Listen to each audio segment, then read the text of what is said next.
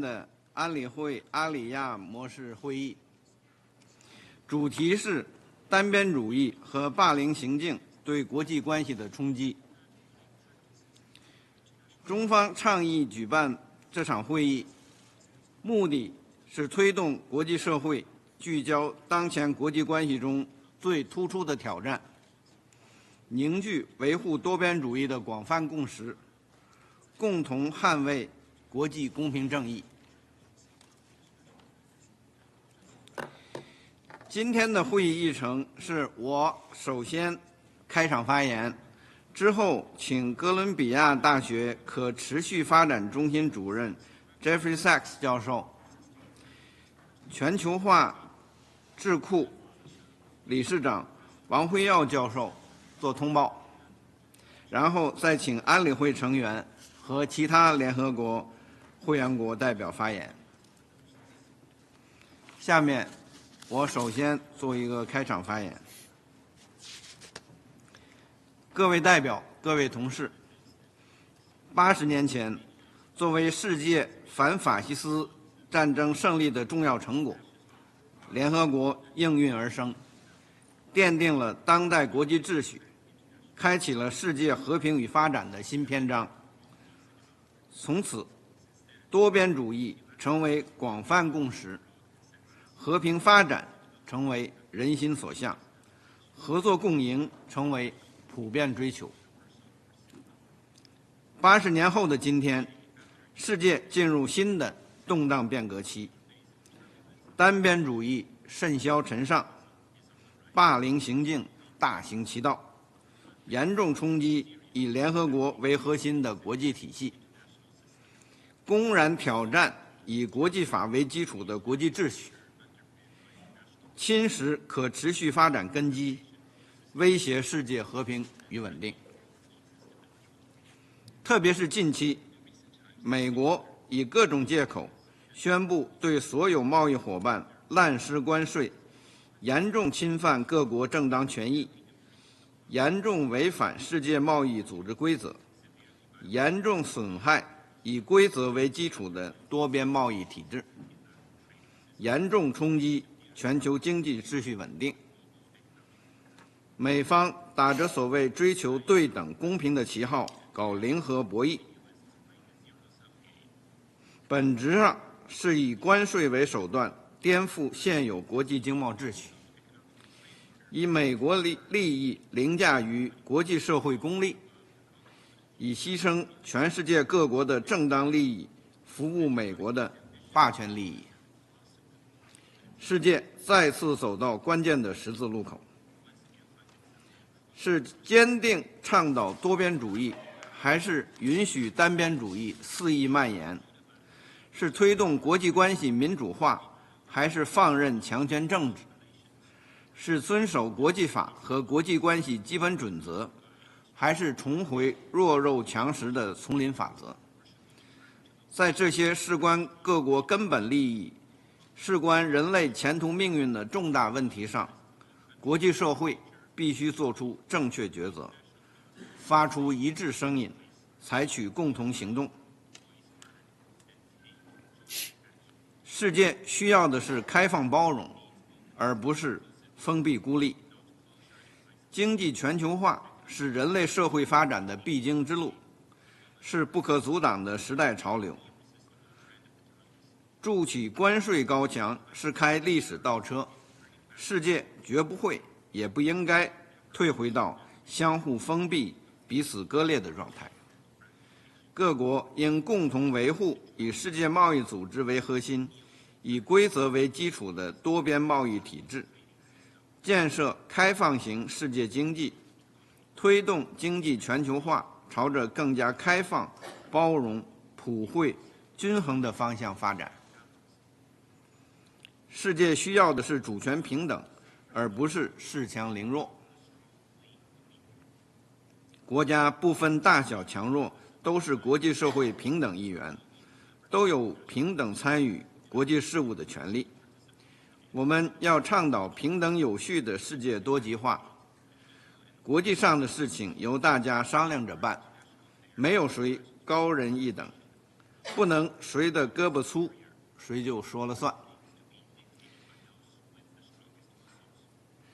任何国家都无权凌驾于国际法之上，以大欺小，威逼胁迫，把自己的意志强加于人，不得人心，终将搬起石头砸自己的脚。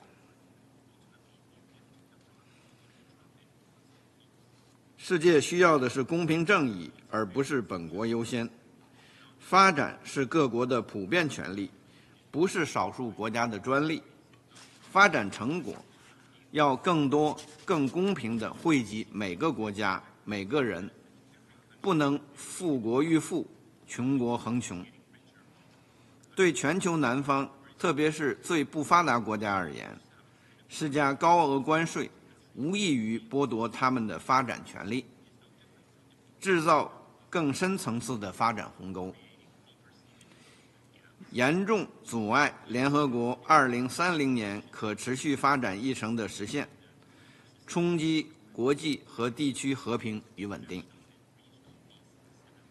世界需要的是团结合作，而不是分裂对抗。各国是相互依存、紧密相连的命运共同体。面对全球性挑战，任何国家都不可能单打独斗，也不可能独善其身。我们不能制造分裂的鸿沟，而要架起沟通的桥梁；不能升起对抗的铁幕，而要铺就合作的坦途。要以对话代替冲突，以协商代替胁迫，以共赢代替零和。各位代表、各位同事，中国是世界和平的建设者，全球发展的贡献者，国际秩序的维护者。面对国际局势乱象频出，中国的选择明确而坚定。我们始终站在多边主义一边，站在公道正义一边，站在国际社会共同利益一边。作为全球第2大经济体，中国正进一步全面深化改革，推进中国式现代化，将积极推进高质量发展，扩大高水平对外开放。我们给予所有同中国建交的最不发达国家100%税目产品零关税待遇，是实施这一举措的首个发展中大国和主要经济体。中国超大规模市场始终向世界开放，欢迎各国搭乘中国发展的快车。作为安理会常任理事国，中国践行真正的多边主义，坚定反对霸权主义、强权政治，始终坚守正义，主持公道。面对美方滥施关税的倒行逆施，中国挺身而出，果断采取反制措施，不仅是为了维护自身的正当权益，也是为了维护包括广大中小国家在内的国际社会共同利益，为了捍卫国际公平正义。作为5000年中华文明孕育的伟大国家，中国保持强大的战略定力和巨大韧性，为动荡的世界注入稳定性和确定性。中国人民有自强不息、不畏强权的光荣传统，崇尚以诚待人、以信为本。我们不惹事，但也绝不怕事。如果美国真的想通过对话协商解决问题，就应采取平等、尊重和互利互惠的态度。任何极限施压、威胁讹诈都不是同中国打交道的正确方式，都无法阻挡中华民族实现伟大复兴的坚定步伐。各位代表、各位同事，让我们携起手来，顺应和平与发展的历史潮流，冲破单边主义和霸凌行径的逆流，维护以联合国为核心的国际体系，维护以国际法为基础的国际秩序，共同创造世界更加美好的未来。谢谢大家。不用。接下来我请 Jeffrey Sachs 教授做通报。Mr. Chairman, I hope you can hear me. Greetings from Rome. Thank you so much for convening this Arria-formula meeting at an extremely important time and on a crucial topic. The crucial topic is how we can protect, preserve, and extend true multilateralism. That is governance according to principle, according to ethics, according to international law, and according to the standards of the UN Charter.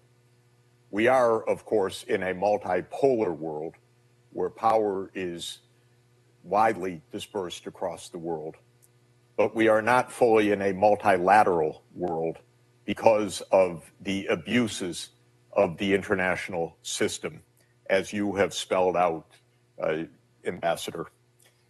Last year, I published a study. It's called the Index of Countries' Support for UN-Based Multilateralism. The purpose of the study was to measure how close or how far countries are from alignment with UN-based multilateralism. I am sorry to say that even last year, before this new round of unilateral tariff measures of the United States, of the 193 UN member states, the United States ranked last, 193rd in the world, making it the country least aligned with UN multilateralism.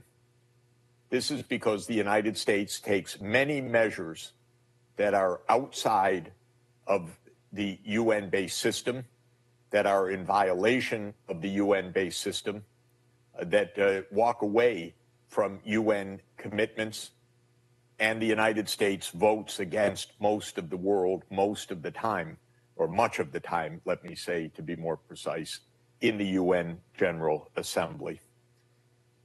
You have convened this meeting in part because of the immediate crisis that has occurred because of U.S. unilateral sanctions. These were called reciprocal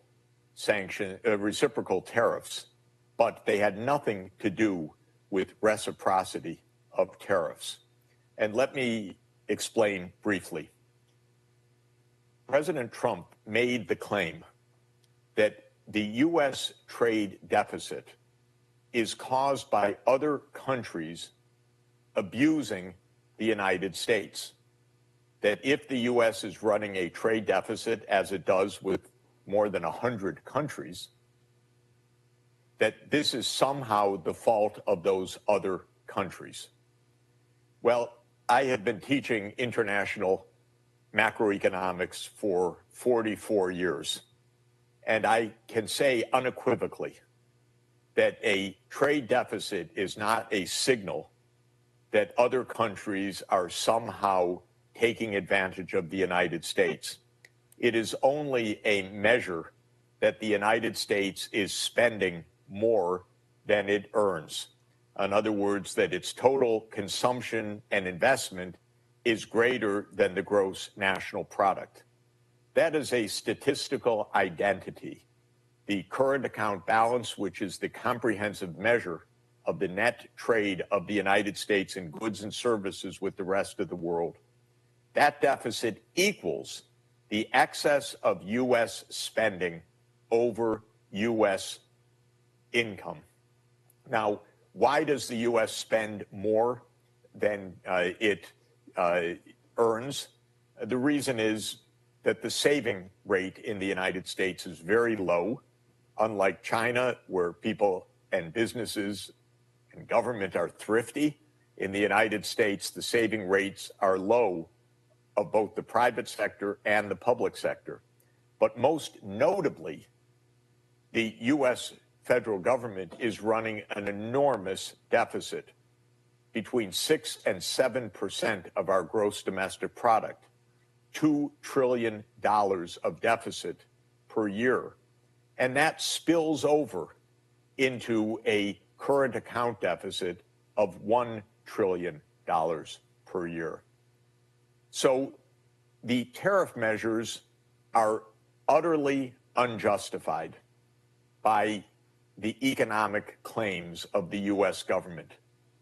The tariffs are directed towards a trade deficit that is not the fault of China's partners, but is the result of America's large budget deficits and low private saving.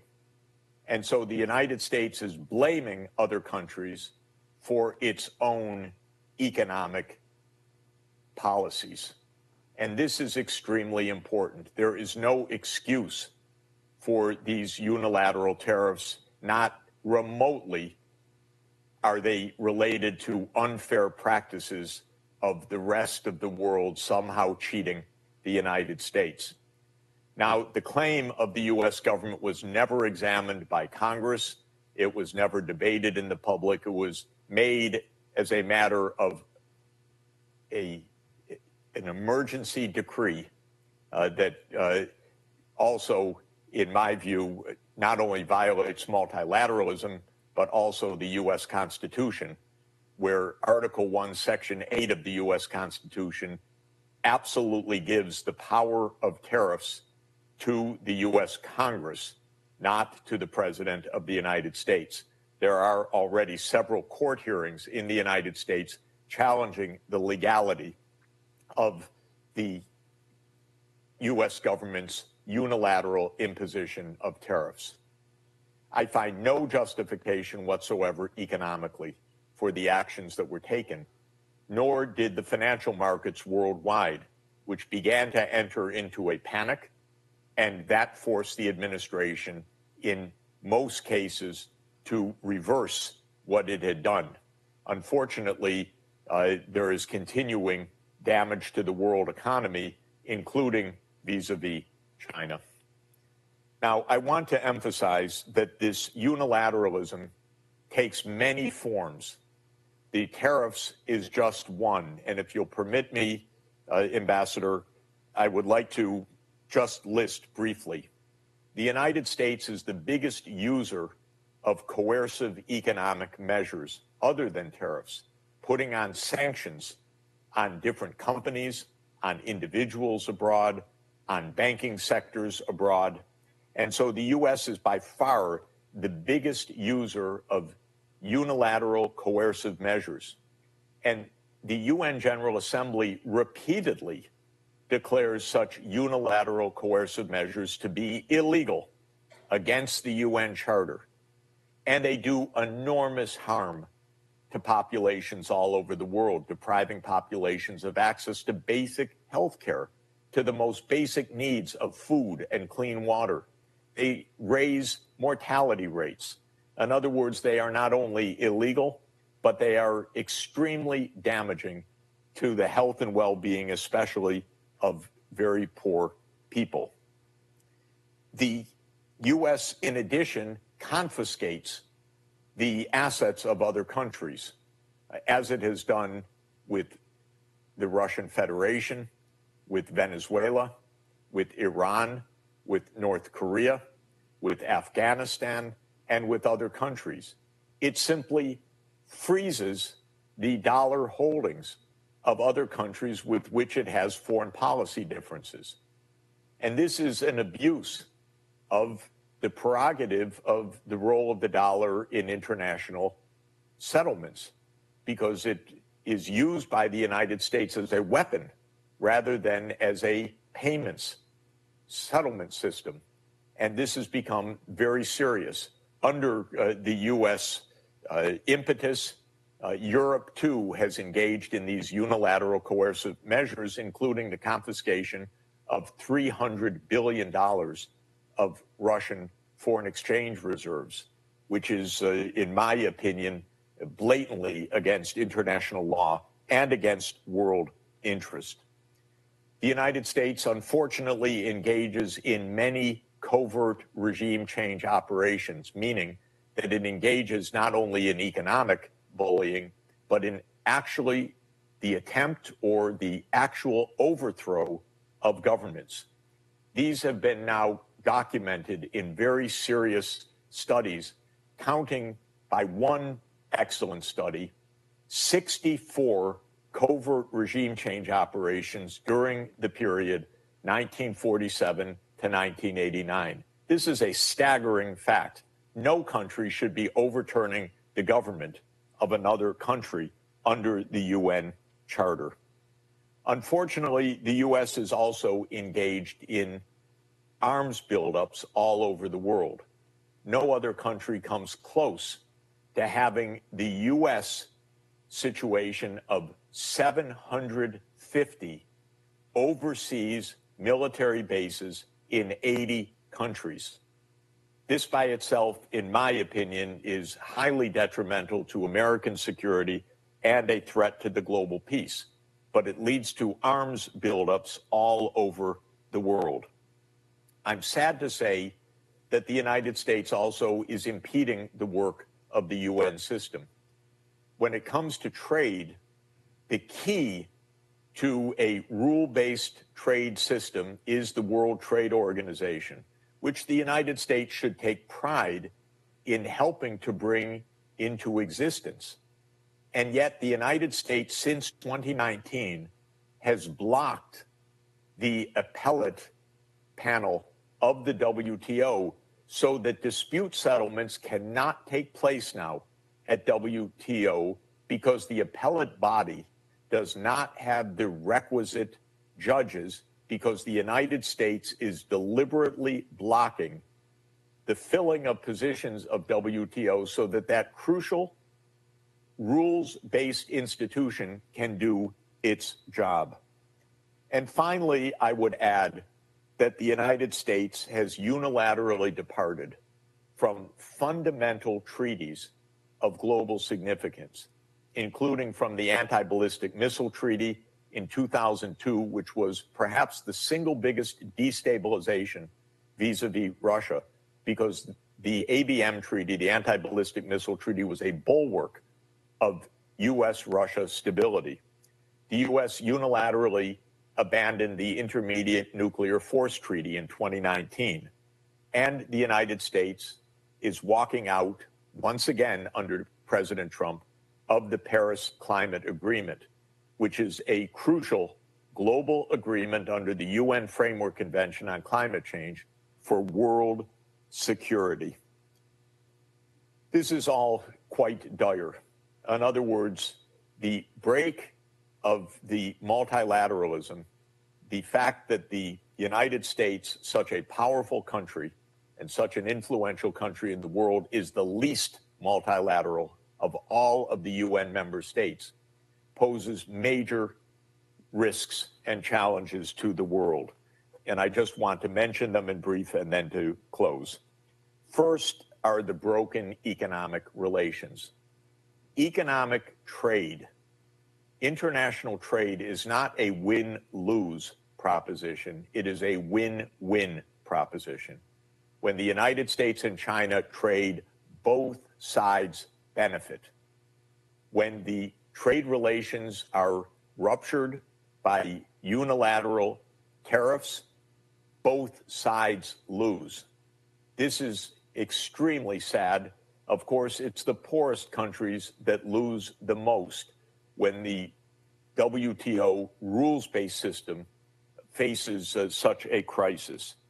The second cost, of course, is the arms race. The world is spending trillions of dollars per year on armaments right now, and God forbid they should be used. We must not, of course, use these armaments, but the waste of resources directed at these armaments is staggering. Many countries, including in Europe, are cutting their development aid budget to build their military budget. This is unacceptable for a peaceful world. and it will not satisfy our security in any way. The third cost, of course, is open conflict. These unilateral measures lead to war. And we have several wars raging precisely because countries are not obeying the international system. It was decided by the International Court of Justice last year, for example, that Israel is violating international law by extending beyond its borders of the 4th of June, 1967. And the UN General Assembly will hold a high-level session on the implementation of the two-state solution in June because of this violation. Israel, sad to say, is also one of the lowest-ranked countries in the world in multilateralism. So we get open conflict as a result of this.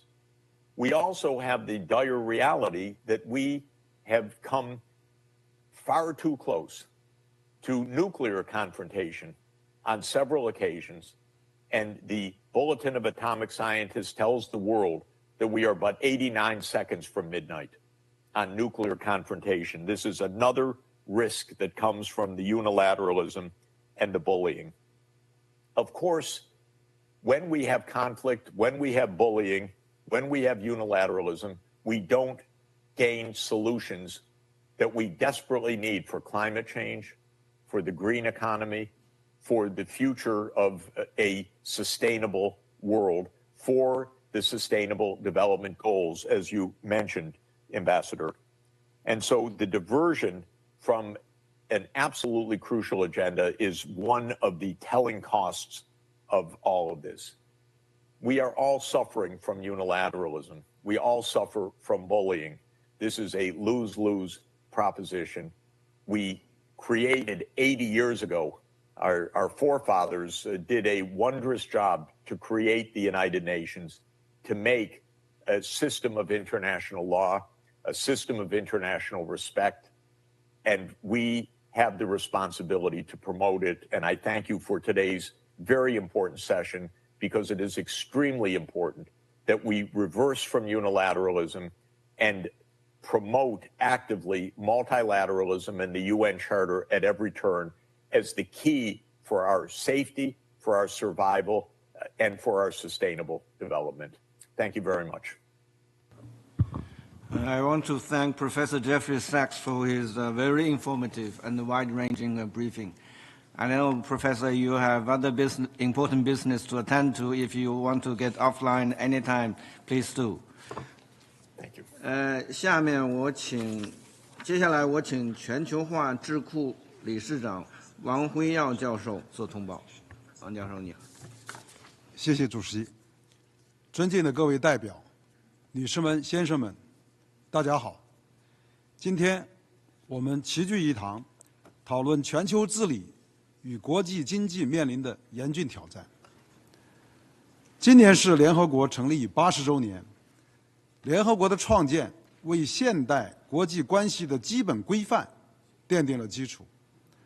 其联合国宪章的宗旨和原则已被绝大多数国家接受并遵守，尤其是其倡导的多边主义理念和实践。几十年来，尽管全球格局持续变化，联合国始终在协调国际事务中保持核心作用，世界总体保持和平与稳定，经济全球化成为当今时代显著趋势，国家间的相互依存与共同未来的愿景得到了广泛认可与接受，互利合作和共同发展的理念成为全球普遍的追求。近年来，单边主义和经济霸凌的行径不断蔓延，正在对全球的经济发展、可持续发展的目标、经济、民生和人类的福祉，以及国际政治经济秩序造成了深远和严重的冲击。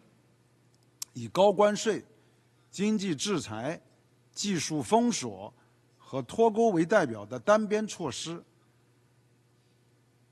特别是美国主导的强权行为，不仅压缩了发展中国家的外贸空间，干扰其本已脆弱的经济体系，还严重削弱了全球减贫、教育、医疗等关键发展目标的推进基础。对于欧洲等国家而言，美国的单边行动破坏了多边的合作的信任基础，加剧了全球市场的不确定性和政策分裂。更为严峻的是，这种违背国际规则的单边主义倾向，正在加速侵蚀以联合国和世贸组织为核心的国际治理体系，使世界的政治秩序愈加碎片化、不稳定。在这种背景下，维护多边主义和加强国际合作显得尤为重要。只有通过多边机制，才能有效应对全球性挑战，促进公平、平衡和可持续的国际经济秩序。因为美国与全球化的政策走势背道而驰，全球经济目前面临巨大的不确定性。世界贸易组织 WTO 于4月16日发布全球贸易展望与统计的报告指出，预计2025年全球商品贸易量将下降0.2%。如果当前形势进一步恶化，全球商品贸易量的下降幅度可能会达到1.5%。国际货币基金组织4月22日，也就是昨天发布的世界经济展望最新报告预计，2025年全球经济的增长率预计将降至2.8%，2026年预计为3%，低于今年1月对这2年做出的均为3.3%的预测，累计下调幅度为0.8个百分点，增速远低于2000年至2019年3.7%的历史平均水平。这一趋势引起了我们对未来经济形势的高度关注。首先，当前的贸易战实际上是美国政府对全球发起的贸易战，破坏了国际的秩序，给全球经济带来了严重的影响。全球贸易增长促进了世界的增长与繁荣，也使国际经济的联系日益紧密。世界贸易组织 WTO 成立30年来，全球贸易额从1994年的5万亿美元增长到2024年的3万亿美元，增长了5倍多。而贸易战将会严重影响世界经济的发展与稳定。美国作为全球最大的经济体， GDP 长期占全球总量的25%以上。美元作为国际储备货币，约占全球外汇储备的60%。凭借这些优势，美国在经济全球化的进程和美元的霸权体系中享受了巨大红利，无疑是自由贸易和现有国际经济秩序最大的受益者。然而，近年来，美国却不承认自己从自由贸易中获益，而是声称不公平的国际贸易，不再积极推动经济全球化，而是日益成为经济全球化的破坏者。第二，美国所谓的贸易赤字其实是局部性的。虽然美国在货物贸易上有赤字，但在服务、投资和人才等诸多方面存在巨大的顺差。例如，在服务贸易方面，美国的服务贸易额达到了1万亿美元，且顺差高达3000亿美元。此外，美元作为全球支付货币，美国通过其赤字优势大量购买全球的产品和资源。美元作为全球结算货币，为美国带来巨大的便利，这使得美国在全球经济中占据了显著地位，并吸引了大量的国际投资。美国的股市也因全球的投资的涌入而屡创新高。需要指出的是，尽管美国在货物贸易上存在逆差，但其在某些制造业领域是其有意识进行放弃的，比如污染型和劳动力密集型的制造业。这些行业也是往往是美国人不愿意从事的工作，而且他们对环境的影响较大，而且投资回报比较慢。这些产业的转移到劳动力丰富的国家，大部分是发展中国家，实际上是一个自然的经济的转型的过程。在此背景下，美国将更多的精力和资源集中于高科技、教育、生命科学、数字经济和人工智能等领域。这些领域的创新和发展已经使美国在全球范围内处于领先地位。虽然美国在传统制造业上有所放弃，但这种转变并非意味着美国不再占有优势，而是根据比较优势的原则，各国在不同领域展现出各自的优势和互补性。因此，美国在全球经济中的优势依然显著，但不能面面俱到，都是赢家。第三，贸易战严重阻碍了全球跨国公司的正常发展。全球跨国公司依赖于分工精细、协同紧密的全球产业链，以降低成本、提升效率、快速响应市场需求。然而，贸易战所带来的高关税和政策的不确定性，不仅不能达成所谓的制造业回流，反而严重扰乱了全球经济布局。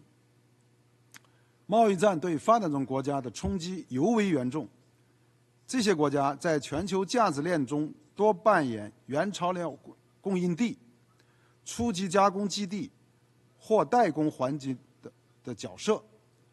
经济高度依赖出口导向型的产业，一旦主要经济体之间爆发贸易战，全球需求下降，供应链中断，投资信心受挫，首先受到冲击的往往就是这些本就脆弱的发展中经济体。第四，上世纪30年代，美国也曾以保护本土产业为名，对近200种外国商品征收50%以上的关税，但最终导致美国深陷大萧条，也给世界带来灾难。2018年，美国先后对2500亿美元的中国商品加征关税，导致美国消费者每年为关税多支付570亿美元。美国当前仅占全球商品进口的13%，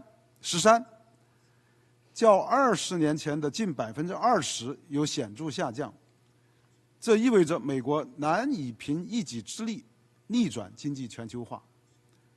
瑞士国际管理发展学院一个思维实验显示，假设美国的贸易伙伴保持对其他市场现有出口的增长率，70个伙伴将在1年内完全弥补对美国销售损失，115个伙伴将在5年内完全弥补损失。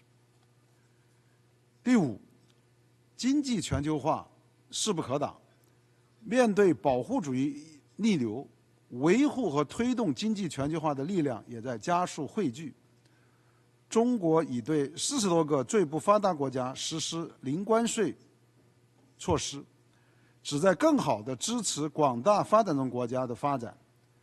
区域全面经济伙伴关系协定 RCEP 的深化，非洲大陆自贸区的推进，金砖国家的扩容，都表明经济全球化仍然受到世界各国欢迎。当今世界各国的普遍诉求，不是靠否定和舍弃全球化，而是互换更加惠普包容的经济全球化。在此，我要强调的是，必须坚定不移地高举多边主义旗帜，回到联合国这个平台，进一步加强对话和沟通。我创办的全球化智库具有联合国特别咨商地位，多年来积极推动中国与全球化的关系，持续研究全球化的进程，努力致力于全球治理的改善。目前，世界正面临前所未有的危机，我们需要加强合作，共同维护世界和平与发展。谢谢大家。I thank Professor Wang for his comprehensive and thought-provoking briefing and analysis. 接下来我请安理会成员发言。首先，我请巴基斯坦代表发言。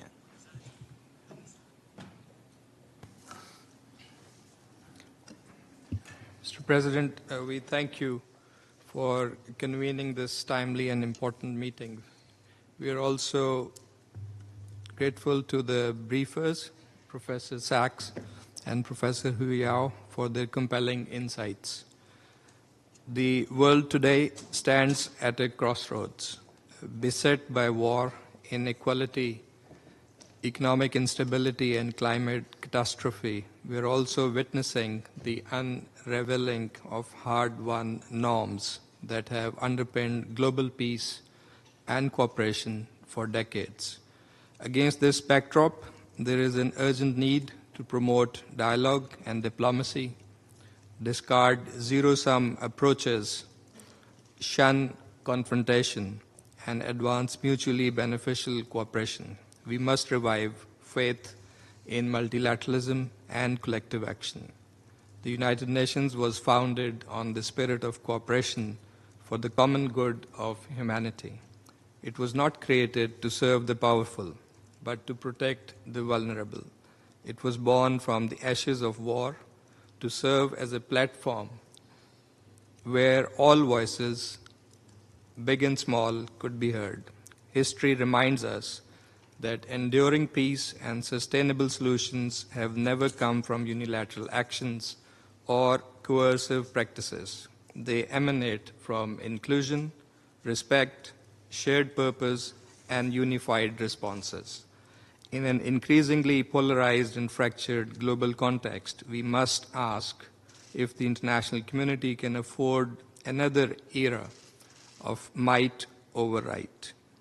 Can it withstand further turmoil after the death and destruction witnessed in the conflicts raging in the Middle East, Europe, and Africa, with other major unresolved disputes posing a threat to international peace and security elsewhere?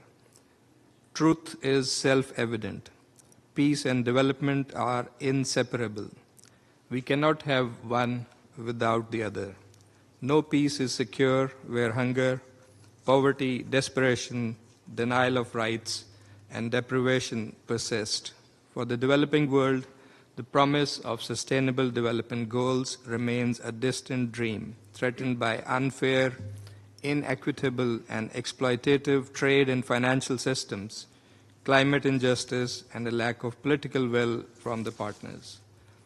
Mr. President, allow me to offer 3 key points. First, we must recommit unequivocally to international law and the principles of the UN Charter. These are not optional ideals. They are the foundation of a just world order. As agreed in the Pact for the Future, we must preserve the multilateral spirit that gives the UN its strength and legitimacy.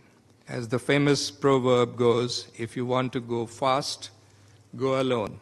If you want to go far, go together. The future of our planet demands that we go together. Second, the multilateral trading system must work for all, not just for a few. It must be reformed to reflect the needs and aspirations of the global South. Trade should be a bridge, not a barrier, a vehicle for peace and shared prosperity, and not domination or isolation. We must resolve our differences through dialogue, not dictate terms through pressure. Only then can we build genuine trust in the rules-based order. Third, cooperative multilateralism is the pathway to enduring peace and sustainable development. We must empower the UN to lead global development cooperation and champion equitable systems of trade, finance, and climate governance. It must not be sidelined by unilateral agendas or rendered irrelevant by power politics. Mr. President, Pakistan remains firm in its unwavering belief in multilateralism and in the central role of the United Nations. We believe in a world where cooperation triumphs over coercion and solidarity replaces silence in the face of suffering. Our vision is simple and clear: a fairer, more peaceful, more compassionate international order, one that serves the many, not just the few. I thank you. 我感谢巴基斯坦代表的发言。下面我请希腊代表发言。Thank you, Mr. Chair, and I thank the briefers for their remarks. Colleagues, for the past 8 decades, this organization has acted as the central pillar of our multilateral system as it emerged after the devastating world wars of the 20th century. All these years, the United Nations has maintained its central role in coordinating international affairs. The world has largely remained peaceful and stable, and economic globalization has emerged as the defining trend of our era. Interdependence among nations and the vision of a shared future have become widely recognized and embraced, with international cooperation and common development serving as universal aspirations. Last September, we collectively undertook an ambitious step towards reinforcing the foundations of our multilateral system by adopting the Pact of the Future. Greece calls for the urgent implementation of the relevant actions of the Pact. Particularly relevant in this context is Action 38 on transforming global governance and reinvigorating the multilateral system to tackle the challenges and seize the opportunities of today and tomorrow. Mr. Chair, allow me to briefly make the following points. First, Greece opposes any violation of international law, in particular the UN Charter. We call on all parties to take advantage of the existing UN regulatory and institutional framework for the settlement of any dispute. The Charter of the United Nations sets the framework provisions for international cooperation through a rules-based order and for solving international problems. Multilateralism, however, is not limited to the United Nations. Other foreign organizations, with WTO at its core, provide for an international trading system through negotiations and dispute settlement. Second, in regards to trade and investment, we believe they are the key building blocks of our shared prosperity through the promotion of technology and research, as well as the fundamental elements of economic security.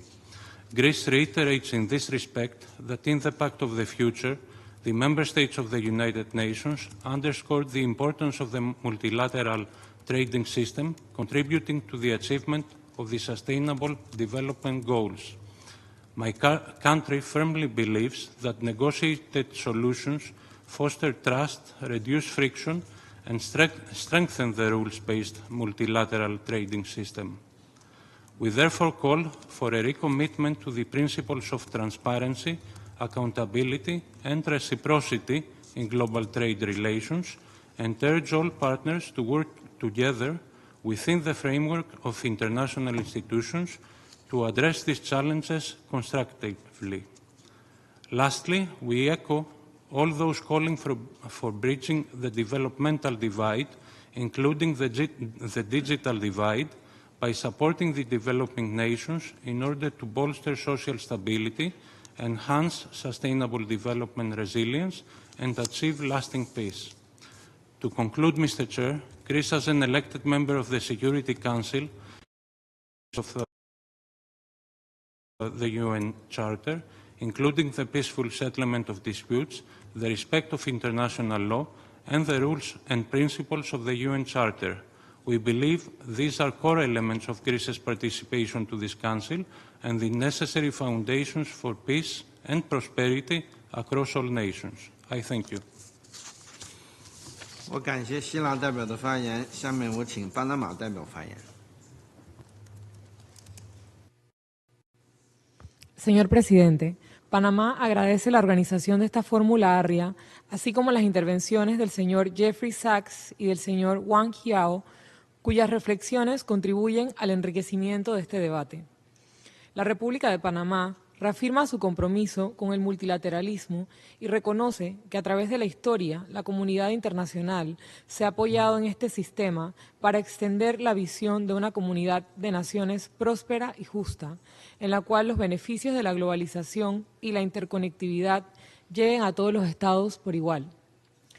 En el marco del 80 aniversario de las Naciones Unidas, es importante reconocer que este sistema ha sido imprescindible para la creación, desarrollo e implementación de cientos de iniciativas que contribuyen a reducir significativamente los males que afligen a la humanidad, como la pobreza extrema, el hambre, los conflictos armados y la inseguridad.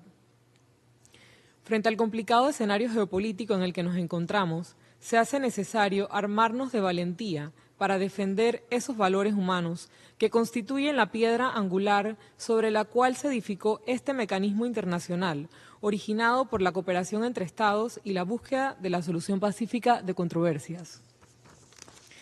En ese sentido, Panamá es testigo de la fuerza y empuje contundente del multilateralismo. Lo experimentamos directamente cuando, gracias al apoyo de la comunidad internacional, logramos recuperar el pleno control de nuestro territorio a través de los tratados Torrijos-Carter. Y conseguimos lo que muchos pensaron imposible, el derecho inalienable de una nación a su soberanía, a su independencia y a su integridad territorial. Tomando nuestro ejemplo como reflexión, se hace necesario utilizar el orden basado en reglas como un mecanismo para el bien común de la humanidad, no como una herramienta en la que se excluye a los más vulnerables. Es evidente que estas reglas se han utilizado para limitar las aspiraciones legítimas de los países más pequeños y continuar con el ciclo histórico que perpetúa prácticas nocivas como el colonialismo moderno y la explotación de recursos. Panamá está convencido de que la construcción de un sistema internacional verdaderamente equilibrado solo será posible cuando se reconozca la relevancia económica de regiones como América Latina, Asia y África, y con ella su derecho legítimo a participar de manera plena en la toma de decisiones globales. Durante demasiado tiempo, estas regiones han sido subrepresentadas, pese a que han probado con evidencia el éxito de su desarrollo, dando lugar a un mundo multipolar. Para que un orden basado en reglas sea verdaderamente justo y no una herramienta de opresión, estas reglas deben ser aplicables a todos y cada uno de los actores involucrados por igual y a través de todas las dimensiones, política, económica y social. Por ejemplo, la distribución de responsabilidades en los diferentes mecanismos de acción multilateral, las medidas de control en el sistema financiero internacional, la capacidad para ejercer el comercio y la libertad de utilizar este sistema como herramienta de dirección en los asuntos internos de cada país. Panamá se enorgullece de haber sido anfitrión de una fructífera iniciativa diplomática que logró captar el espíritu de la región centroamericana en su búsqueda de la paz, democratización, la seguridad regional y la cooperación económica. El Grupo de Contadora es un ejemplo claro del esfuerzo colectivo a través del cual Panamá le señaló al mundo en la década de los 80 que, con base a su experiencia histórica como país mediador y facilitador de procesos de diálogo, ha contribuido a la estabilidad regional desde una neutralidad activa, teniendo siempre como norte la paz, la cooperación, el respeto al derecho internacional y la solidaridad. El multilateralismo es nuestra mejor arma de defensa. A lo largo del tiempo, hemos comprobado lo que se puede lograr a través de alianzas, foros multilaterales y conferencias internacionales. Es por medio de estos espacios que los países que hemos optado por el desarme y que no tenemos ejército, podemos proteger nuestros intereses, soberanía y equilibrar las relaciones de poder frente a actores más dominantes. Señor Presidente, tenemos la responsabilidad de renovar el sistema internacional multilateral para que continúe sirviendo como motor principal en la conducción de las relaciones internacionales, desde el diálogo abierto y sincero, con el fin de que la percepción global de su efectividad sea reforzada, recupere la credibilidad y se restituya la confianza que inspiró su creación. Permitamos que el diálogo prevalezca sobre el conflicto, la colaboración sobre la separación y la solidaridad sobre la división. Panamá apuesta a un multilateralismo centrado en el bienestar de la persona humana. Solo así podremos asegurar que nadie se quede atrás.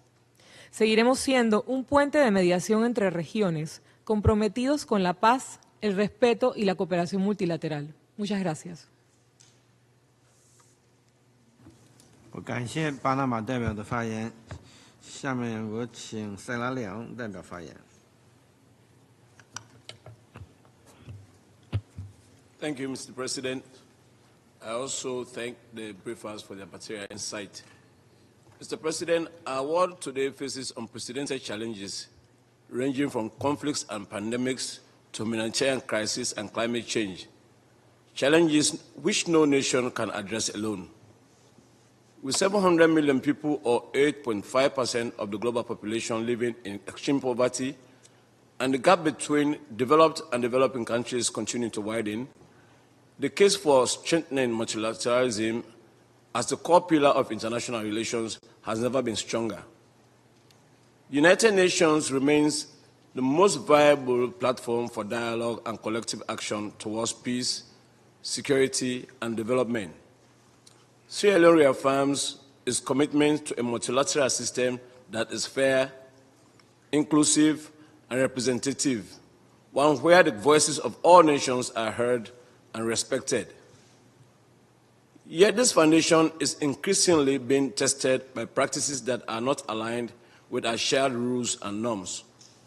We must recall the fundamental value nature of the United Nations Charter's principles, including the sovereign equality of states, the peaceful settlement of disputes, and the promotion of friendly relations among nations. These principles underpin global peace, security, and development, and must remain the bedrock of our international engagement. It is in this context that we offer the following points and considerations. First, achieving sustainable development, leaving no one behind, requires mutual trust and strict adherence to a rules-based multilateral system.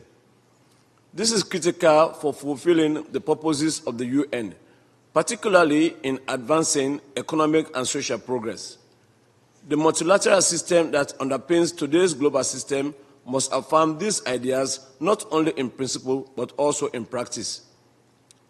The Pact for the Future underscores the interconnectedness of peace and development and calls for an equitable global trading system supported by fair trade and development rules that enable countries, particularly those in the developing world, to maximize their trade potential and harness opportunities for investment, partnerships, and access to global supply chains. National policies on socio-economic development, governance, and security must therefore be guided by this shared commitment to cooperation, prosperity, and inclusive development.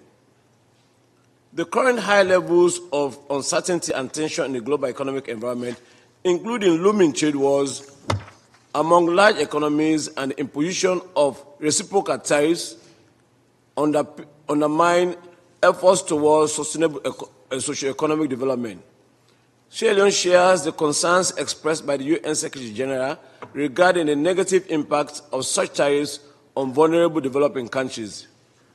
We also echo the calls by UNCTAD for developing countries, 11 of which are least developed countries, to be exempted from these tariffs, and by the World Food Organization, the World Food Program, on urgent need to reinstate life-saving emergency food assistance in 14 affected countries. Second, maintaining a rules-based multilateral system further requires adherence to international law, including international trade law and the agreed responsibilities of states. Global rules and institutions provide predictability and fairness. Conversely, unilateral measures that are not in conformity with international law weaken the system and may violate the norms of peaceful relations among states. We call on all states to honor their commitments and resolve grievances through agreed multilateral mechanisms. Trade disputes, for instance, should be addressed through consultation and mechanisms of the World Trade Organization. Developing countries, including least developed countries and countries in situations of fragility with small economies, rely on trade, on stable, rules-based trading system. Sierra Leone is advocating for such stability and further reaffirms support for cooperative initiatives like the African Continental Free Trade Area, which seeks to build shared prosperity through partnership rather than division. Third, a critical step towards strengthening the multilateral system is the need to build trust, to rebuild trust and reform international institutions to make them more inclusive and reflective of today's global realities. Trust can only be restored through consistent adherence to international law, the equitable application of rules, and a genuine commitment to collective problem-solving over unilateralism and geopolitical interests. Further, as recognized in the Pact for the Future, the commitment to reform the global governance architecture must be implemented without delay. These reforms are essential to enable the UN and the wider international community to better address emerging threats and to enhance the representativeness and accountability of global institutions. In this regard, Sierra Leone emphasizes the broad consensus that the UN Security Council must be reformed. We echo the call for urgent change to ensure greater representation for Africa in line with the Common African Position, to address the historical injustice of Africa's exclusion in the permanent category of membership. Reforming the Security Council will make it more legitimate, inclusive, and effective, true to the multilateral principles it was established to uphold. Inclusivity at the highest level of global decision-making is not a privilege, but a prerequisite for a just and equitable world order. In conclusion, Mr. President, Sierra Leone affirms that there is no substitute for multilateral cooperation and respect for the rule of law in addressing today's complex global crisis. We must therefore reject practices that are incompatible with the objectives of the United Nations and corrosive to international trust. Instead, we must advocate for persistent dialogue, mutual respect, and partnership among nations. We are convinced that by embracing inclusive multilateralism, we can overcome division and build a more peaceful, equitable world for all. I thank you. 我感谢塞拉利昂代表的发言，下面我请俄罗斯代表发言。 Уважаемый господин председатель, благодарим постоянное представительство Китая за созыв сегодняшнего мероприятия.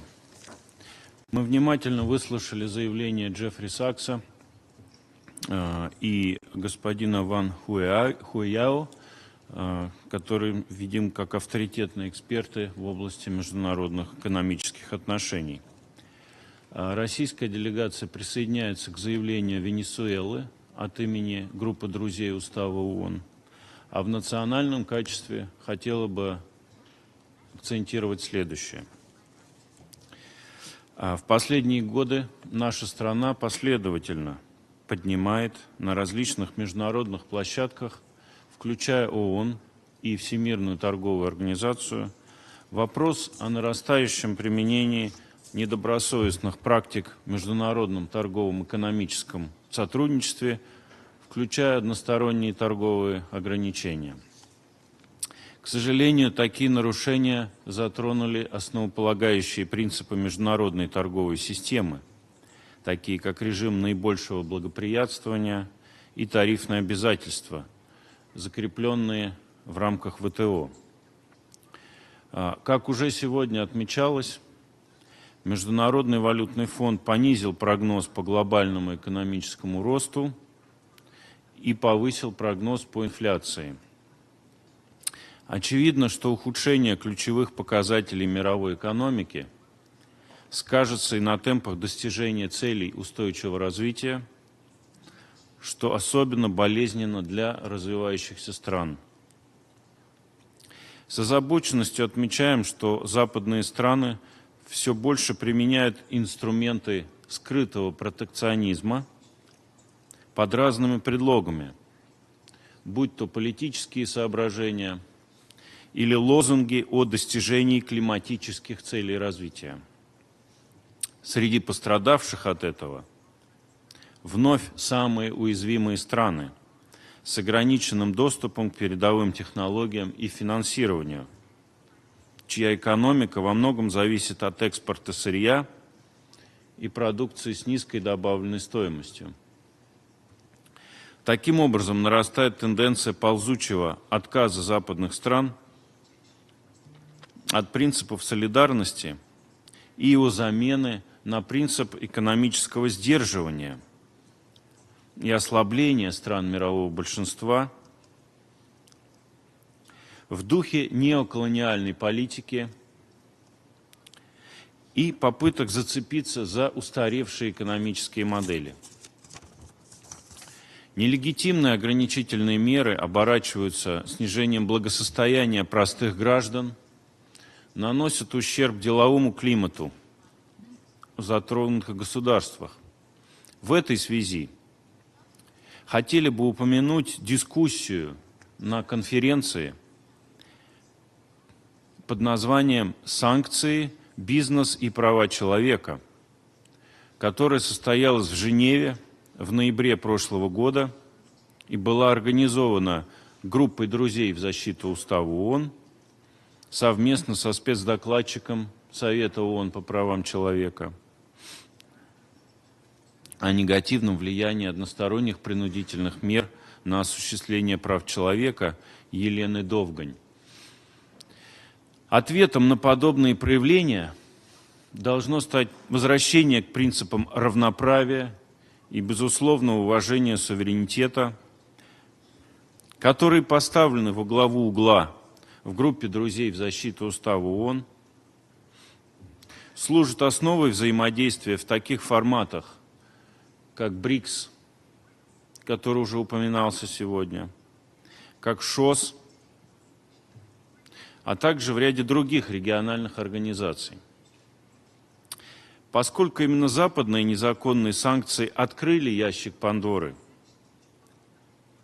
этим странам теперь, как представляется, следует его и закрыть, вернувшись к цивилизованному диалогу, к подлинной многосторонности в рамках международного права, отказавшись от попыток построить под себя некий порядок, основанный на правилах. Кстати, с удивлением услышали от делегации Греции сегодня, что порядок, основанный на правилах, продвигается уставом ООН. Будем признательны за ссылки таких подтверждений. Вместо этого целесообразно нацелиться на реформирование с целью отразить экономические реалии сегодняшнего времени таких многосторонних площадок, как ВТО и Бреттон-Вудские институты, которые несут в себе потенциал нахождения приемлемых для всех универсальных решений за счет отработанных десятилетиями параметров взаимодействия. Благодарю за внимание. 感谢俄罗斯代表的发言。下面我请法国代表发言。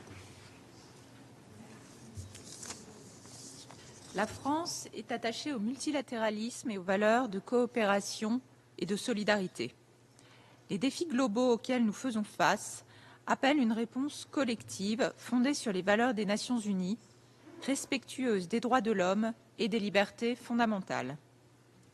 Le développement durable et la protection de nos biens publics les plus précieux, qu'il s'agisse de la santé mondiale, du climat ou de la biodiversité, sont autant d'objectifs que nous ne pouvons relever qu'ensemble. Plus que jamais, l'heure est à la solidarité et à l'action commune pour trouver des solutions à ces défis. C'est le sens du pacte pour l'avenir que nous avons adopté en septembre dernier au consensus afin d'accélérer la réalisation de l'agenda 2030. La France sera toujours en rendez-vous de l'ambition d'un multilatéralisme efficace. En témoigne sa mobilisation sur de nombreux enjeux globaux cette année. Le sommet pour l'action sur l'intelligence artificielle et le sommet nutrition pour la croissance, organisés à Paris ces derniers mois, la conférence des Nations Unies pour l'océan à Nice en juin prochain, la conférence sur le financement du développement et tant d'autres. Défendre le multilatéralisme, c'est défendre la primauté du droit sur la force. Les buts et principes de la Charte des Nations Unies sont notre boussole commune. Au nombre de ceux-ci figurent l'égalité souveraine et l'intégrité territoriale des États, la prohibition de l'agression et du recours illicite à la force. Des principes foulés aux pieds depuis plus de 3 ans par la Russie qui mène une guerre d'agression illicite et brutale contre l'Ukraine.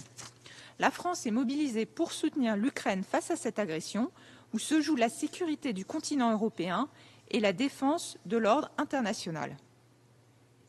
Seul un ordre juridique international fondé sur des règles est à même de garantir la paix et la sécurité.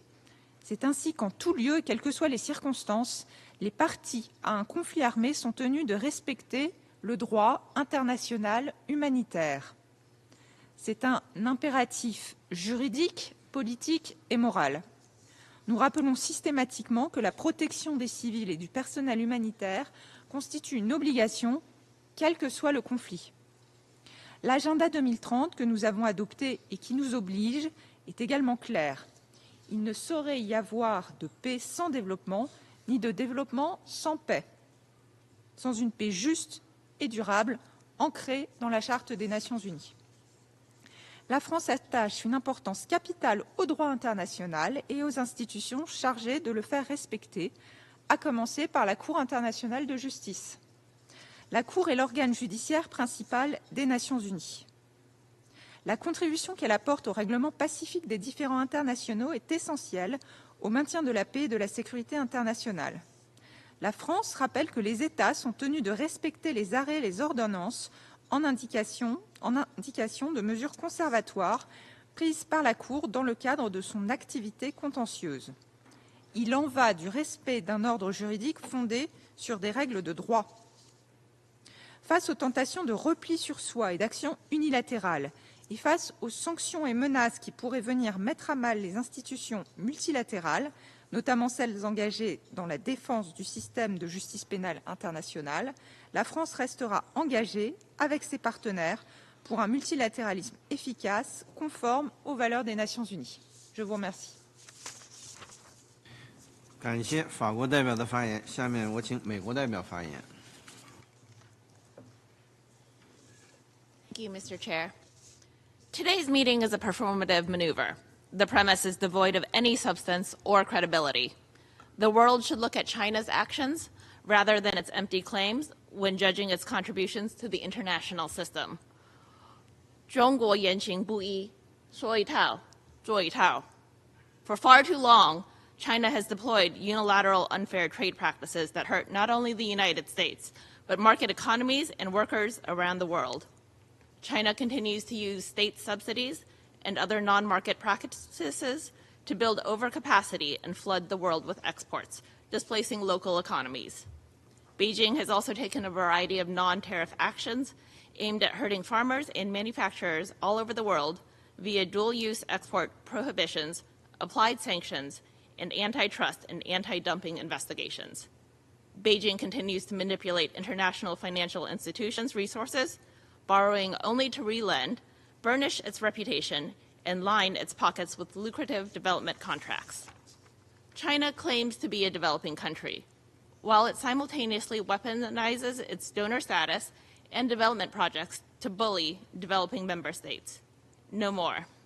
President Trump is resetting the trade environment so that China can no longer take advantage. We have also seen China's coercion time and time again in the South China Sea.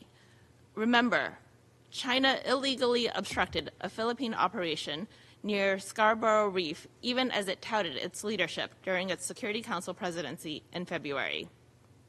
The United States stands with the Philippines, and once again, we condemn China's dangerous and unlawful actions in the South China Sea. We call on China to abide by the 2016 arbitral ruling.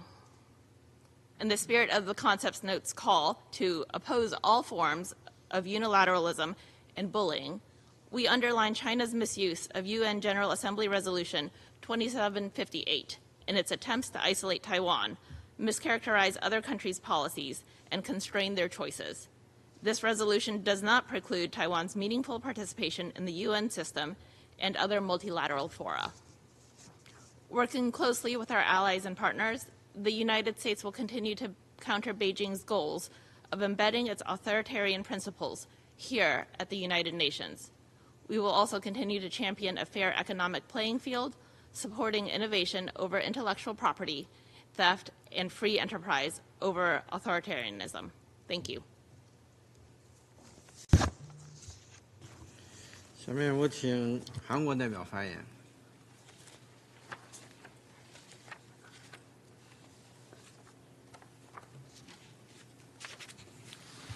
Thank you, President. I would also like to express my appreciation to the briefers for their contributions. As we mark the 80th anniversary of the UN, it is more important than ever for member states to reaffirm their commitment to multilateral system. Today's meeting centers on tariffs and their implications for the global economy and development. A rules-based multilateral trading system with the WTO at its core is one of the key foundations for sustainable development and an important part of our multilateral system. However, in our view, these topics would be more appropriately addressed in venues in Geneva, such as WTO or UNCTAD. If these discussions are to take place in New York, a relevant committee in the General Assembly might be a more appropriate forum. That being said, I would like to take this opportunity to highlight the enduring importance of multilateralism. My nation barely recovered from the ravages of the war in the early 1950s. It was the first ever UN-led coalition that defended freedom in the ROK. The rules-based multilateral trading system under the GATT and WTO has contributed to our economic development. Indeed, our transformation from devastation to democracy and prosperity was made possible thanks to the steadfast support of the multilateral system, especially through the UN. Fully aware of both of our indebtedness to multilateral institutions and our growing responsibilities, the ROK is determined to contribute in 3 ways within the UN framework: as a facilitator, a supporter, and an initiator. First, the ROK will continue to serve as a facilitator for sustainable peace. Peace is not simply the absence of conflict. Rather, it is the enduring presence of security and opportunity. The ROK understands this deeply, having endured trials of war and division. Today, the ROK is one of the core contributors to UN peacekeeping and peace-building efforts. In particular, our contributions to the Peacebuilding Fund, or the PBF, has increased 4-fold over the past 5 years. Second, we will act as a steadfast supporter of the Global South in their pursuit of the SDGs. As the first nation to transition from an aid recipient to a donor, we are convinced that the ROK can and must contribute to the development of the Global South. This conviction is reflected in our official development assistance, which increased by 65% over the past 3 years, upholding our commitments to the international community. However, our support extends beyond financial aid. We also share our unique development experience and strive to forge broader, more enduring partnerships.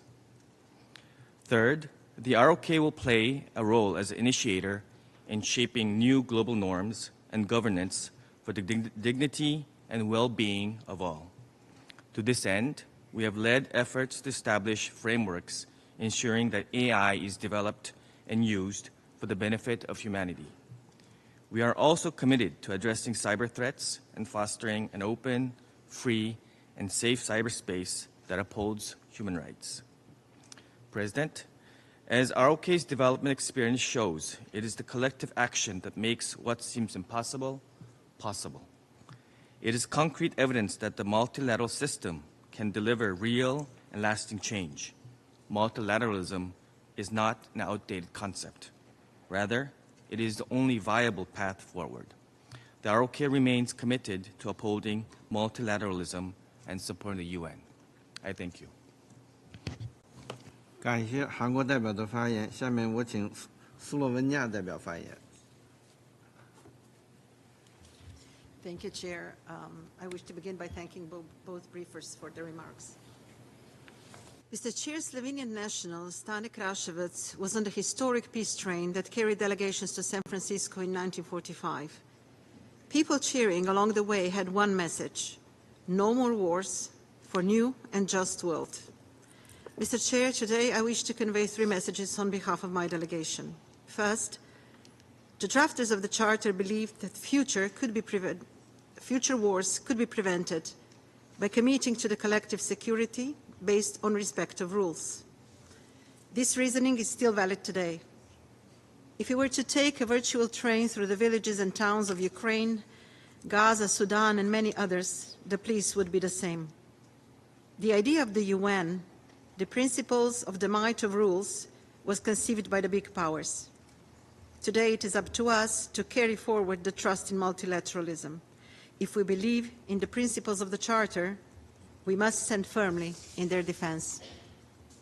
Slovenia believes in multilateralism firmly anchored in international law and the principles of the UN Charter. Despite its imperfections, it serves as the fundamental structure and the best reference for the conduct of states. Mr. Chair, during its presidency of the Council last September, Slovenia hosted a high-level signature event on leadership for peace, and the Council was able to unify around a presidential statement on how our shared dedication to international cooperation. The message was clear: multilateralism is a necessity. It is today as it was in 1945. Second, while trade is a powerful engine of development, we recognize that if left unregulated, it can also become a source of instability. That is why the international community set up the rules and established the institutions, such as the World Trade Organization, which remains the cornerstone of a rules-based global trading system, offering transparency, predictability, and a level playing field. Trade-related issues are best addressed through existing specialized bodies designed for this purpose. And third, as we mark the 80th anniversary of the UN, Slovenia proudly celebrates the achievement of this organization. Over the past 8 decades, the UN has helped shape a global framework of peace, development, and human rights, 3 interdependent and mutually reinforcing pillars. The United Nations and the Security Council are successful when we act in unity. Unity is our strength, and building unity and trust can secure the future of humanity and our shared planet. In closing, Mr. Chair, Slovenia remains a steadfast advocate for diplomacy, cooperation, dialogue, and respect for international law. If we believe in this organization, we must continue to uphold the legacy of the UN and ensure it is fit for purpose in a rapidly changing world. I thank you. 感谢斯洛文尼亚代表的发言。下面我请索马里发言。Thank you, Mr. Chair. At the outset, my delegation extends our appreciation to China for organizing this important Arria-formula meeting on the occasion of the United Nations 80th anniversary. We thank Professor Jeffrey Sachs and Dr. Wang Huiya for their insightful briefing. Mr. Chair, as we reflect on the enduring significance of the United Nations, particularly in this milestone year, Somalia reaffirms its unwavering commitment to the principles enshrined in the United Nations Charter and the indispensable role of multilateralism in navigating our complex global challenges. The principles of sovereign equality and peaceful settlement of disputes remain the bedrock upon which a stable and just international order must be built. These principles, upheld through collective action, are as vital today as they were at the United Nations inception 80 years ago. In today's interconnected world, the relationship between economic stability and international security has become increasingly evident. Global economic patterns and trade practices have far-reaching implications for social cohesion, development, and regional stability. The these interconnections require careful consideration, particularly regarding their impact on developing nations and our collective progress toward the 2030 Agenda. Mr. Chair, the Pact of the Future, adopted at the UN Summit last September, provides a constructive framework for strengthening multilateral cooperation. In this spirit, Somalia suggests 3 areas for consideration. First, enhancing representation and dialogue mechanisms to ensure developing nations have an effective voice in addressing emerging economic and security challenges. Second, promoting capacity building and technical assistance to strengthen institutions, diversify economies, and enhance resilience to external shocks. Third, foster inclusive economic globalization that ensures universal benefits and supports developing nations in integrating into the global value chains in a way that promotes sustainable development. In conclusion, Mr. Chair, Somalia firmly believes that multilateralism, anchored in the principles of the United Nations Charter, remains the most effective path towards achieving a peaceful, stable, and prosperous world for all. I thank you. 感谢索马里代表的发言。下面我请丹麦代表发言。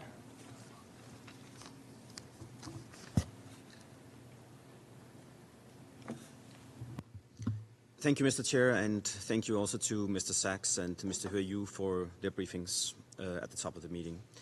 As we approach the 80-year anniversary of the United Nations, we must stand together and reaffirm our joint commitment to multilateralism and to international law. A strong and fair system with the United Nations at its core and international law at its foundation remains our best and indeed our only option to address the multitude of threats and challenges we face. As many member states reaffirmed during the open debate held in February during the Chinese presidency of the UN Security Council, we have the frameworks to address these challenges, we have the tools, and we have the data. What is needed, as ever, is the political will and the resolve to take action. Mr. Chair, now is the time to act on this joint commitment, to reaffirm our support for the UN and to implement our commitments. We call on all member states to support the UN in its reform efforts, to pay its dues to the organization in time and in full, and to work together to implement the landmark multilateral agreements already made.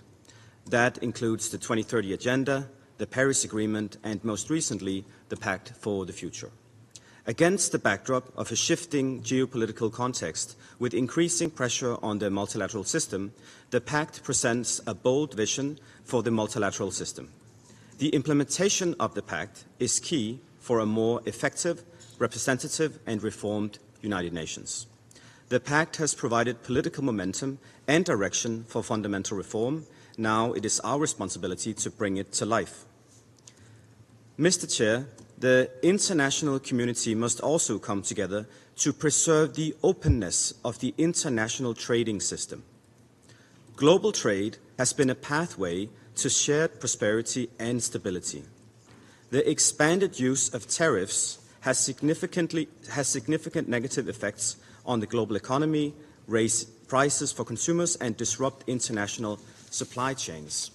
Rather, by lowering barriers and fostering open markets, innovation can flourish, poverty can be reduced, and consumers will have better choices at lower prices. Put simply, trade brings people and states closer together. Denmark calls on all member states to work constructively to resolve any issues through cooperation and dialogue. Mr. Chair, in closing, an open international trade system is not only an economic instrument or model, it is the embodiment of our shared commitment to multilateralism. It is a reflection of the spirit of cooperation that underpins this organization and ultimately advances our shared goals of peace and prosperity for all. Denmark looks forward to continuing our cooperation with all states on this matter. I thank you. 感谢丹麦代表的发言。下面我请英国代表发言。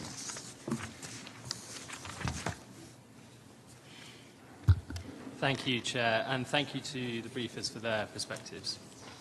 The United Kingdom's commitment to the United Nations remains as strong as it was 80 years ago. Multilateralism has been and will continue to be fundamental to tackling the shared challenges we face today. These challenges require us to strengthen multilateral institutions and ensure they are equipped to deliver against their mandates. With that in mind, I will make 2 points. First, to facilitate effective multilateralism, we call on all member states to prioritize upholding the UN Charter. This includes the defense of sovereignty and territorial integrity, which are fundamental to the success of our collective efforts at the UN and across the multilateral system.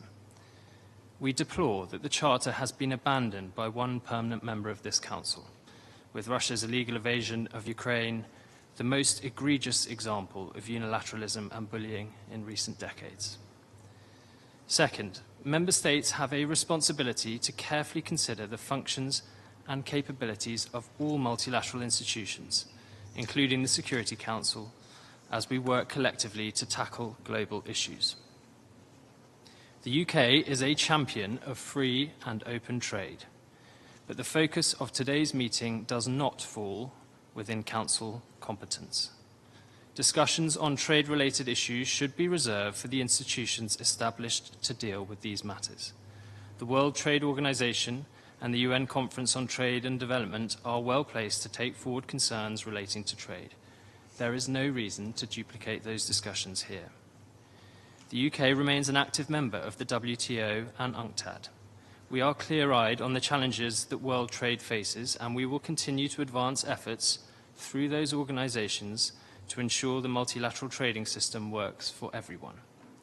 At the Security Council, the UK will continue working to focus attention on threats to international peace and security, including bringing pressure for an end to violations of the UN Charter. Thank you. 感谢英国代表的发言。下面我请阿尔及利亚代表发言。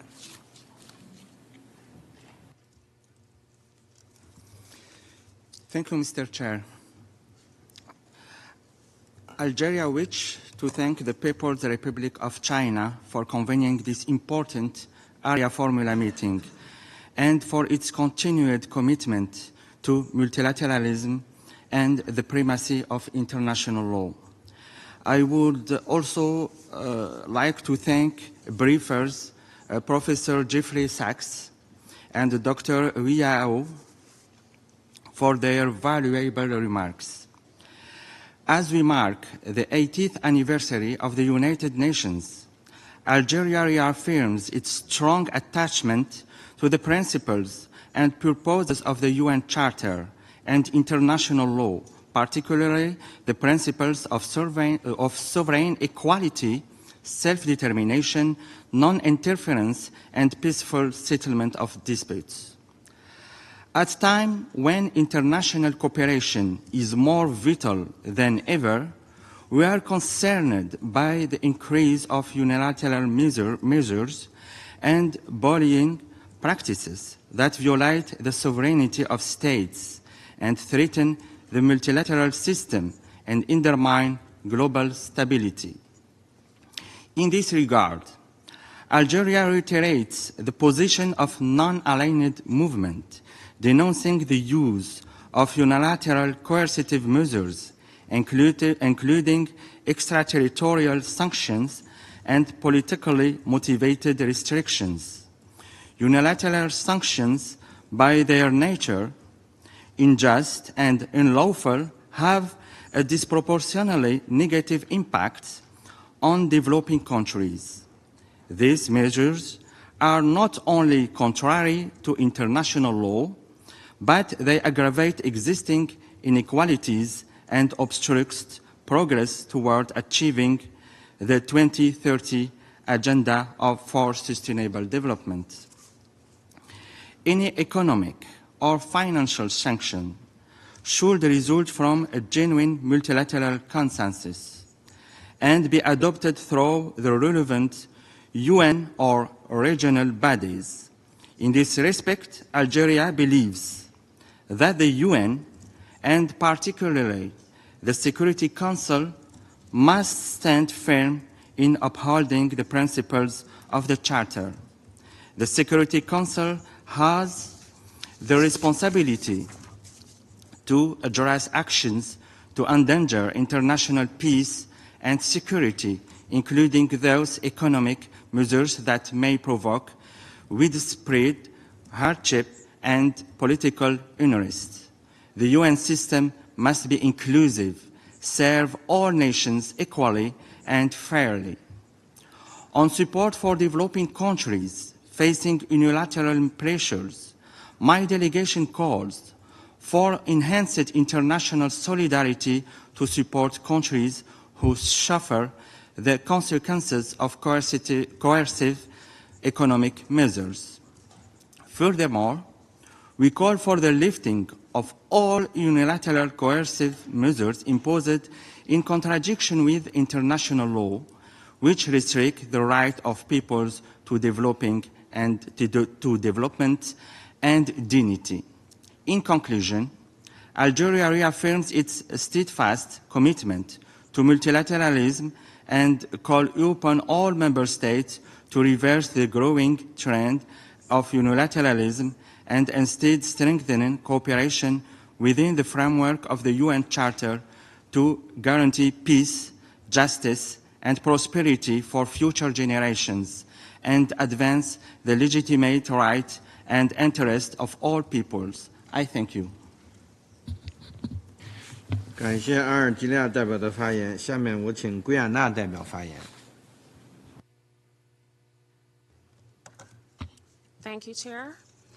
Guyana thanks China for convening this meeting, which presents another opportunity to reiterate our long-standing position on the importance of multilateralism for the effective functioning of the international system.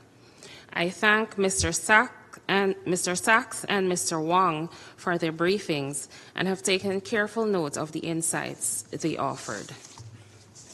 Chair, as we prepare to mark the 80th anniversary of the establishment of the United Nations, the centerpiece of our modern multilateral system, we are faced with a spectrum of challenges that puts the organization's effective functioning at risk.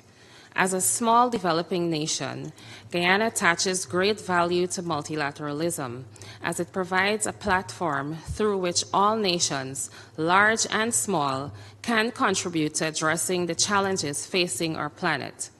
It is through multilateralism that today we have, among other things, a body of international law, including international humanitarian law and international human rights law, that informs the behavior of states on a wide range of issues, including peace and security. We therefore have a collective responsibility to uphold and strengthen the multilateral system and to refrain from all actions that risk undermining it. While there continues to be criticism of the slow progress towards resolving some of the gravest global challenges, such as the proliferation of armed conflicts and climate change, it is critical, in fact necessary, that we remain engaged on these issues. In this 80th year of the United Nations, Guyana urges that our efforts be concentrated on revitalizing and reforming the multilateral system, making it fit for purpose to address today's challenges. In this context, global governance structures, including the Security Council, must be reformed to make them more representative, democratic, and accountable. We have many positive examples of what is possible through multilateralism. Landmark global pacts like the 2030 Agenda for Sustainable Development and its 17 Sustainable Development Goals, the Paris Agreement, and just last year, the Pact for the Future are noteworthy. The deficit lies in implementation. It is our shared responsibility to ensure these and other agreements are implemented, since none of us can achieve long-lasting prosperity on our own. To conclude, Chair, Guyana reaffirms our firm belief in the utility and value of a global order rooted in the United Nations Charter and the system of international law. This system, when adhered to by all and when applied equally to all nations, including powerful countries, has the best chance to create a world in which future generations across all regions will not only survive, but will be able to thrive. I thank you. 我感谢圭尔纳代表的发言。接下来，我请联合国会员国的代表发言。希望发言但尚未向中方注册的代表，请同中方现场的工作人员联系。下面我首先请委内瑞拉的代表发言。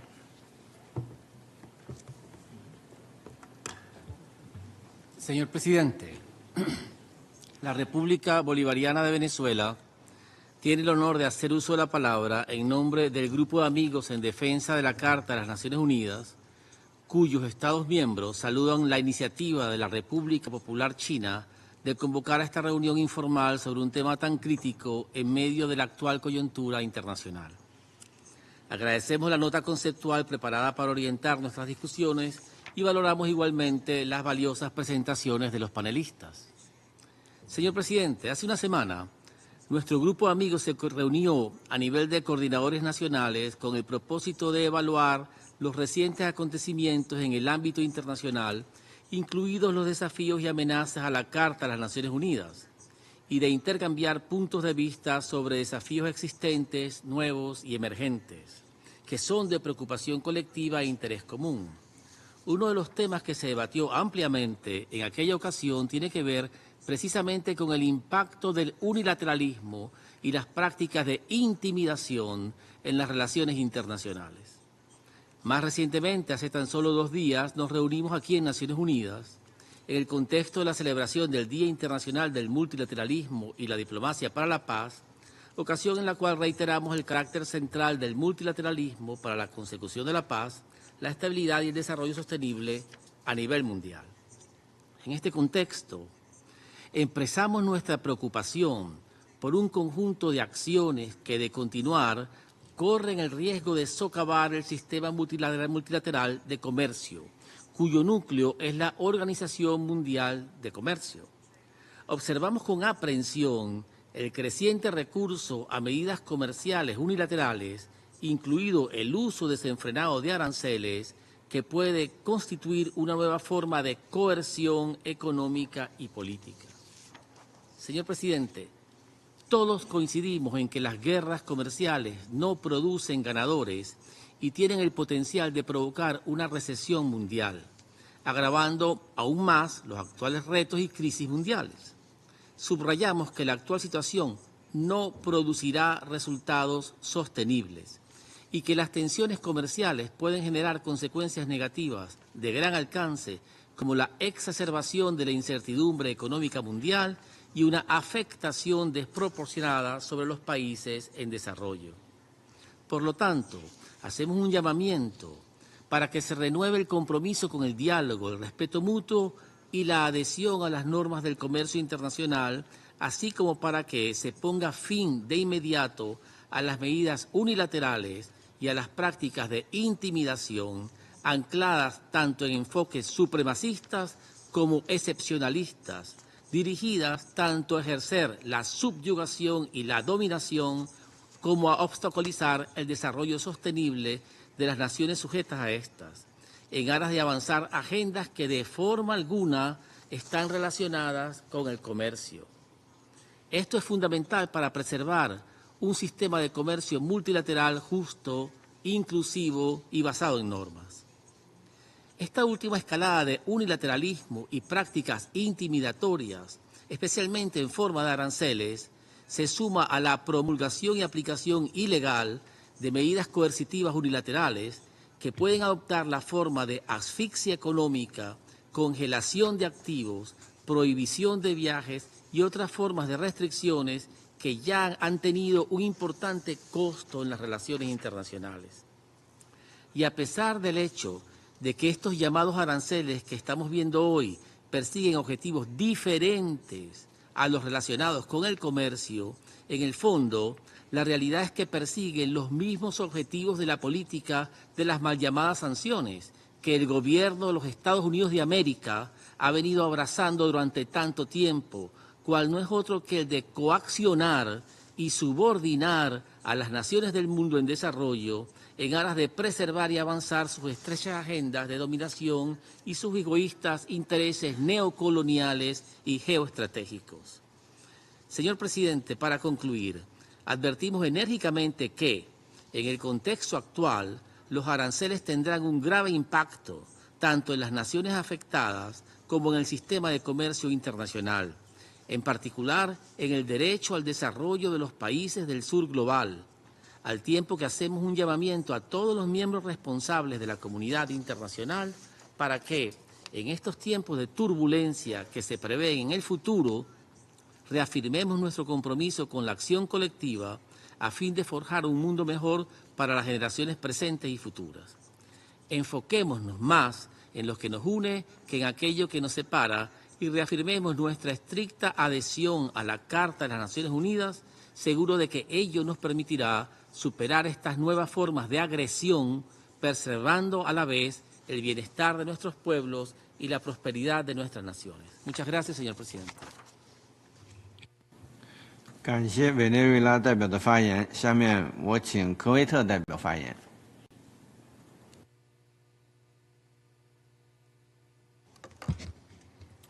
شكرا السيد الرئيس. ألقي هذا البيان نيابة عن كل من دولة الإمارات العربية المتحدة ومملكة البحرين والمملكة العربية السعودية ودولة قطر وسلطنة عمان وبلادي دولة الكويت. السيد الرئيس، في عالم تجمعنا في رؤى مشتركة للسلام والازدهار، تبرز التعددية كركيزة أساسية لتحقيق استقرار دائم وتنمية شاملة. وإذ نحتفل بالذكرى 80 لتأسيس الأمم المتحدة، نؤكد بأن ميثاقها يظل البوصلة التي تهدي جهودنا الجماعية نحو تعاون دولي قائم على العدالة والاحترام المتبادل.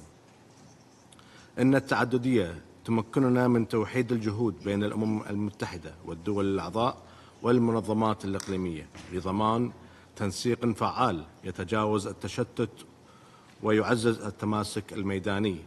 ومن هنا ندعو إلى تعزيز الشراكات مع المؤسسات الدولية متعددة الأطراف ذات الصلة، لا سيما المؤسسات المالية، والتي يمكن من خلالها أن يتم تسريع وتيرة العمل نحو تحقيق الأهداف المنشودة لخطة التنمية المستدامة. فإن تحقق بعضها فهذا بحد ذاته يعتبر إنجازا، مع أملنا بأن يتم تحقيق أقصى ما يمكن تحقيقه من هذه الأهداف وفقا للواقع السياسي. وهذه الأهداف تدل على أن التعددية تعتبر عاملا حاسما في بناء حياة كريمة ومجتمعات صحية في عالمنا اليوم. وإذ نلفت الانتباه كذلك إلى أن العالم المتعدد الأطراف قد ساهم في سوابق تاريخية بكبح تصعيدات دولية كانت من الممكن أن تهدد العالم بأسرها، وإذ كانت هناك بعض الإخفاقات حيال بعض المواضيع، إلا أن تعددية الأطراف تظل ذات أهمية عالمية قصوى.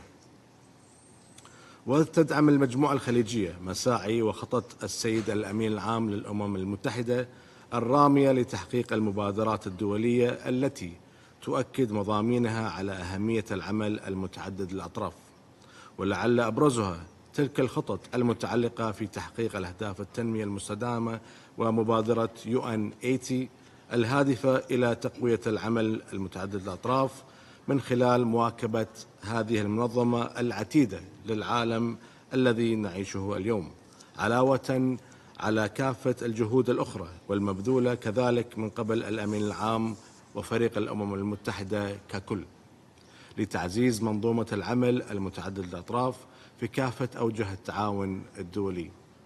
وفي الختام نجدد التزامنا بعالم عادل ومتحد ومتعاون يمكننا من حماية مبادئ ميثاق الأمم المتحدة وضمان مستقبل مشترك للجميع. وشكرا السيد الرئيس. 感谢科威特代表的发言。下面我请古巴代表发言。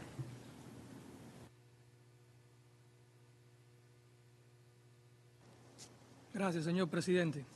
Señor presidente, nos sumamos a la declaración de la República Bolivariana de Venezuela en nombre del Grupo de Amigos en Defensa de la Carta de las Naciones Unidas. Agradecemos a la República Popular China por la convocatoria de esta reunión. En un mundo cada vez más interconectado, las relaciones internacionales deben basarse en el respeto mutuo, la cooperación y el estricto cumplimiento del derecho internacional y la Carta de las Naciones Unidas. Sin embargo, hoy transitamos por un camino peligroso, donde el unilateralismo y las prácticas intimidatorias amenazan el desarrollo, la paz y la seguridad internacional.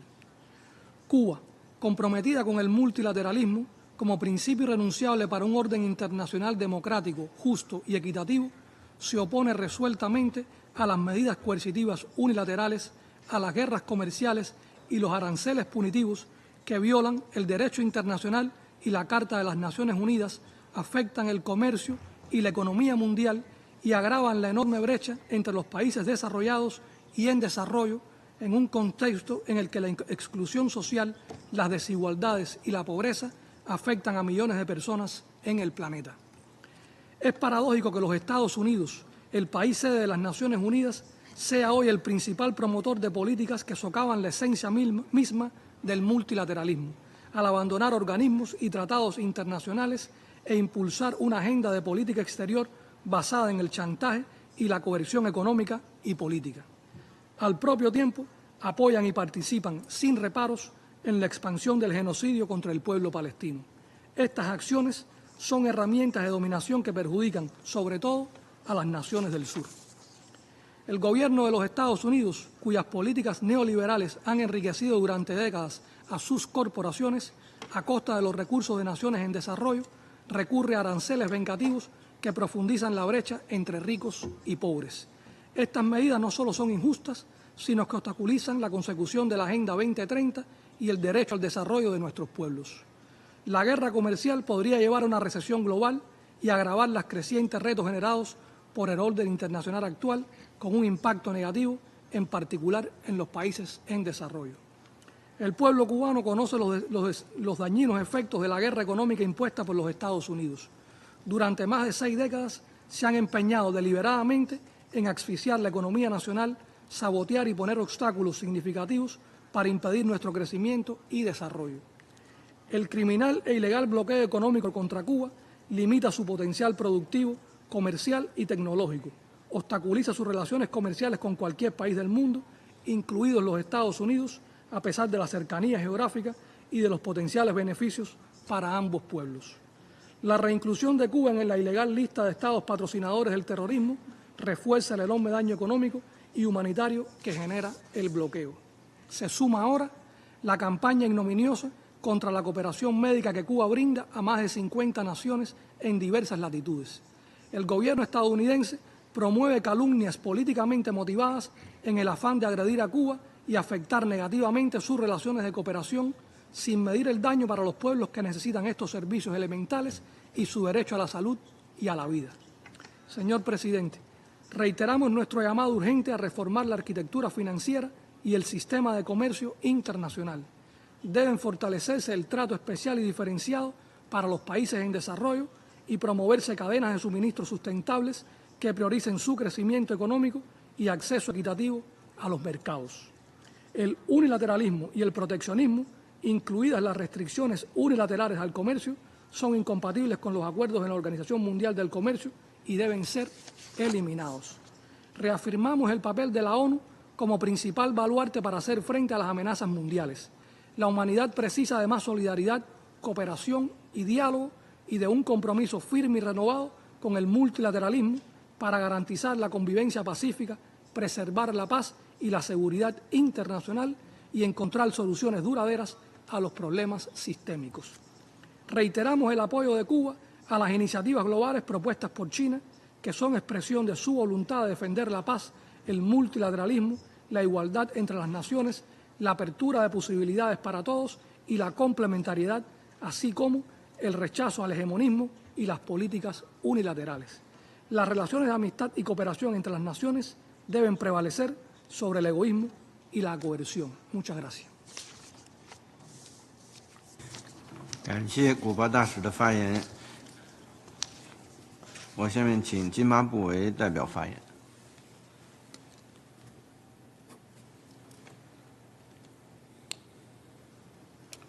Thank you, Chair.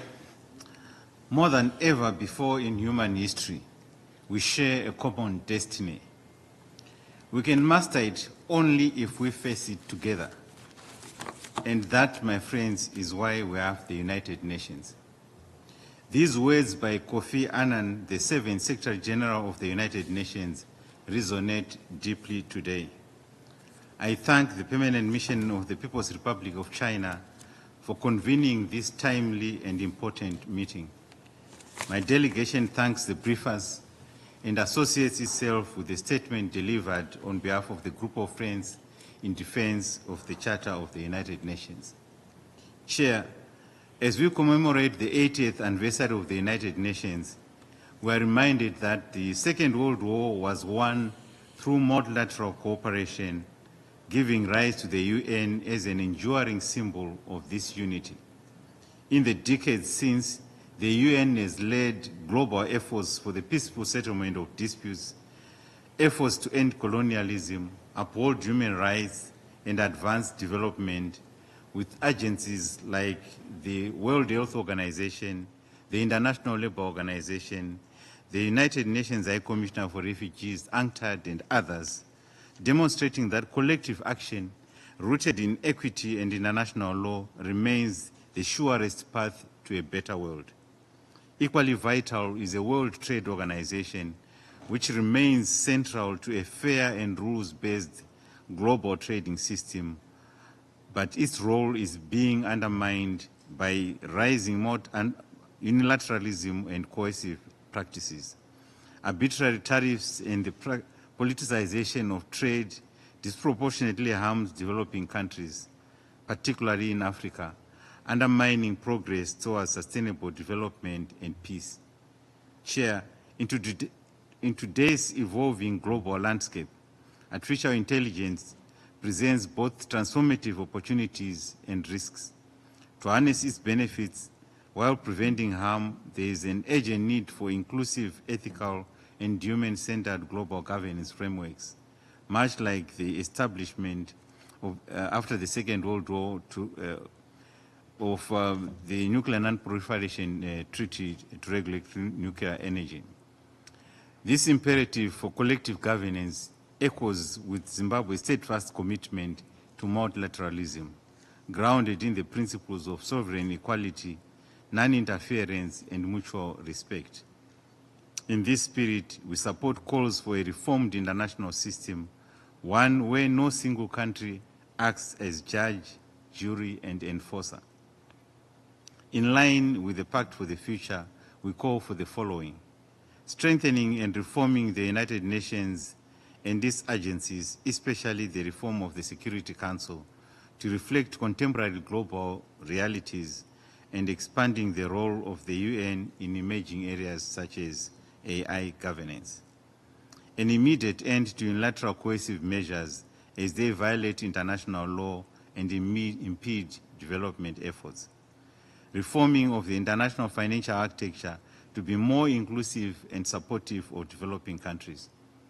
Chair, guided by the doctrine of being a friend to all and an enemy to none, Zimbabwe calls for the reform and strengthening of multilateralism so that it continues to serve as a force for peace, justice, equality, and shared progress in a rapidly changing world. As Antonio Guterres, the Secretary General of the United Nations, aptly reminded us, the United Nations was created for moments like this, moments of challenge and change, moments when we must come together to chart a safer and more sustainable course for the future. I thank you, Chair. 感谢津巴布韦代表的发言。下面我请玻利维亚代表发言。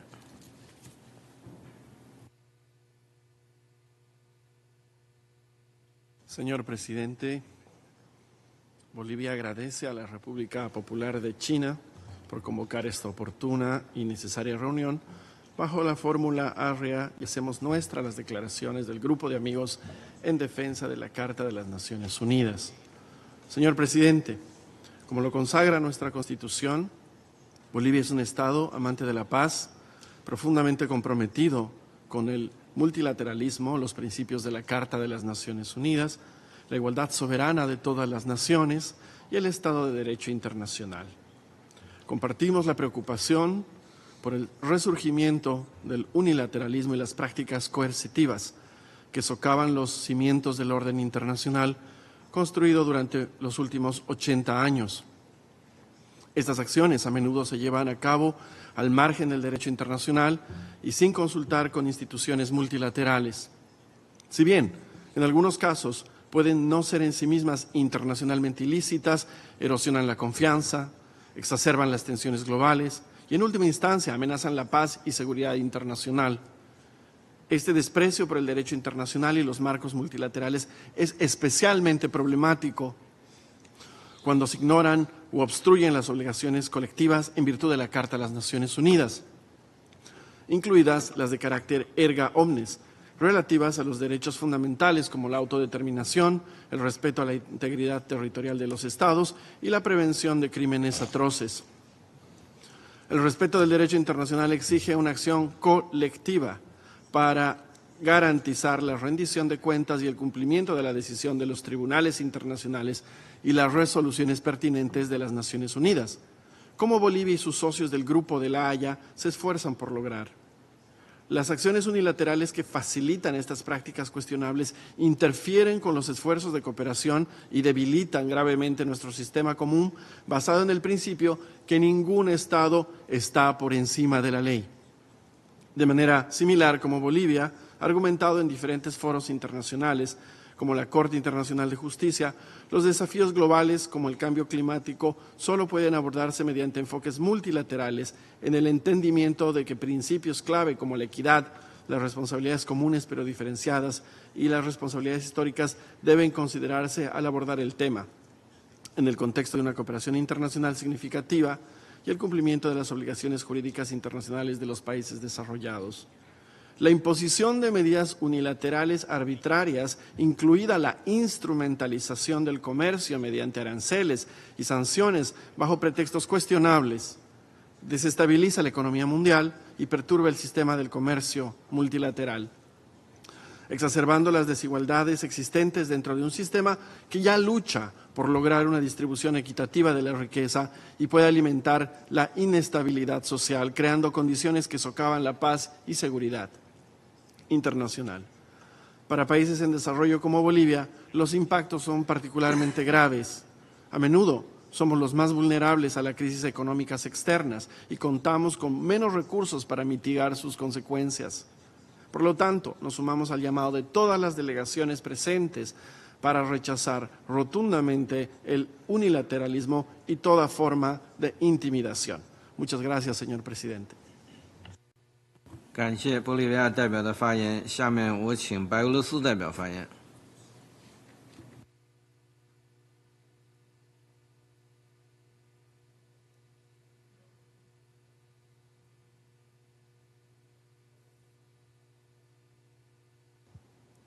Уважаемый господин председатель, Благодарим вас за организацию мероприятия.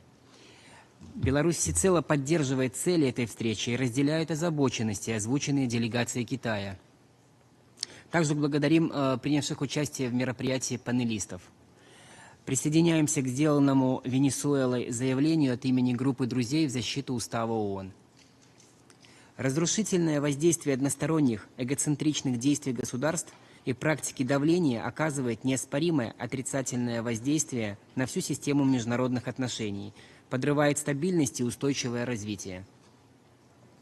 Мы все чаще наблюдаем, как отдельные государства, преследуя исключительно собственные интересы, прибегают к политике одностороннего принуждения в форме экономических санкций, торговых барьеров, давления, лишенного всякой легитимности и нарушающего базовые принципы Устава ООН.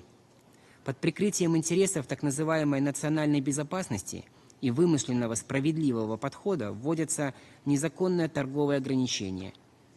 Разрываются международные договоренности, подрываются глобальные цепочки поставок, нарушается суверенитет государств. Одним из очевидных примеров вследствие такой политики является разгорающаяся сегодня на наших глазах война торговых пошлин и тарифов, которая уже всколыхнула многостороннюю торговую систему и угрожает появлением куда больших рисков для устойчивости мировых рынков. Такое поведение – это не защита интересов, это шантаж, и он должен быть назван своим именем. Генеральная ассамблея ООН в своей резолюции 78-135 от 19 декабря 2023 года четко и недвусмысленно выразила серьезную обеспокоенность тем, что применение односторонних экономических мер принуждения, противоречащее принципам международного права и положениям Устава ООН, отрицательно влияет на экономику и усилия в области развития, а также оказывает общее негативное воздействие на международное экономическое сотрудничество.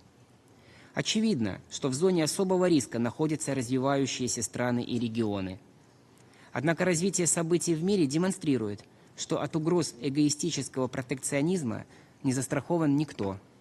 Ни крупное высокоразвитое государство, ни уязвимое малое. Беларусь поддерживает международные усилия, направленные на искоренение односторонности и мер принуждения как инструментов международных отношений. Твердо придерживаемся принципов Устава ООН: равенство государств, невмешательство во внутренние дела и разрешение споров мирными средствами. Мы выступаем против политики силы и доминирования, против попыток переписать международные правила в одностороннем порядке в интересах лишь избранных государств. Это прямая угроза многосторонней системы, которую ООН обязана защищать. Беларусь остается открытой для взаимовыгодного и уважительного сотрудничества со всеми без исключения государствами. Благодарю за внимание.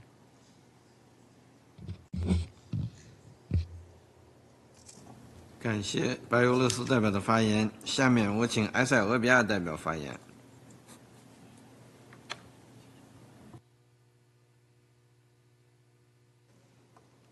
Thank you, Mr. President. For 8 decades, the United Nations has played a significant role in fostering global peace and security.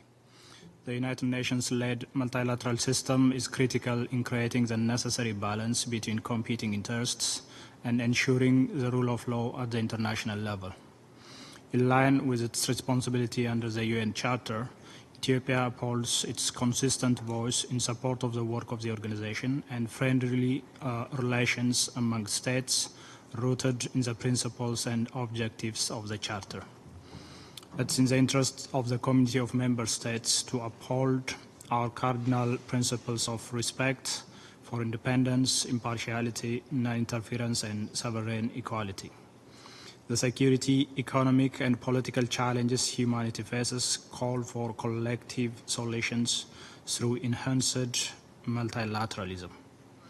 It's also time to reform the multilateral institutions by ensuring equitable representation of developing countries, especially those in Africa, in the multilateral system, including the UN Security Council and global financial institutions.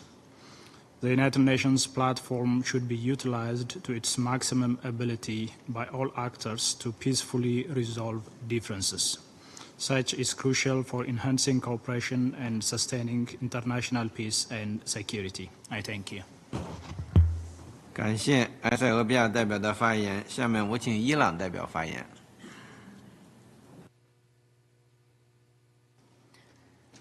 Bismillahirrahmanirrahim. Allow me, Mr. President, to express our gratitude to China for convening this timely meeting on a matter of global concern, and we are grateful to the briefers for their insightful contributions. Mr. President, unilateralism and bullying practices, whether imposed as unilateral coercive measures, arbitrary tariffs, or financial restrictions, are not legitimate tools of diplomacy. They circumvent the United Nations collective authority, threatens multilateralism, and violate core principles of the UN Charter, including sovereign equality and non-intervention. These measures do not promote dialogue or peace. Instead, they deepen divisions and mistrust.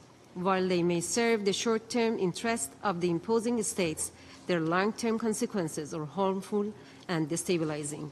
UCMs disrupt lawful trade, damage global supply chains, and weaken trust in the international legal order. They also negatively impact third countries, private businesses, and humanitarian efforts. Mr. President, Iran has long been a major victim of unilateral coercive measures, and it is acutely aware of the far-reaching consequences of such unlawful actions. A clear example is the United States' unilateral withdrawal from the JCPOA in breach of Security Council Resolution 2231, followed by the reimposition of broad extraterritorial sanctions under the so-called maximum pressure policy. These measures severely damage Iran's economy, particularly in vital sectors like oil, finance, agriculture, and healthcare, while also obstructing access to humanitarian goods.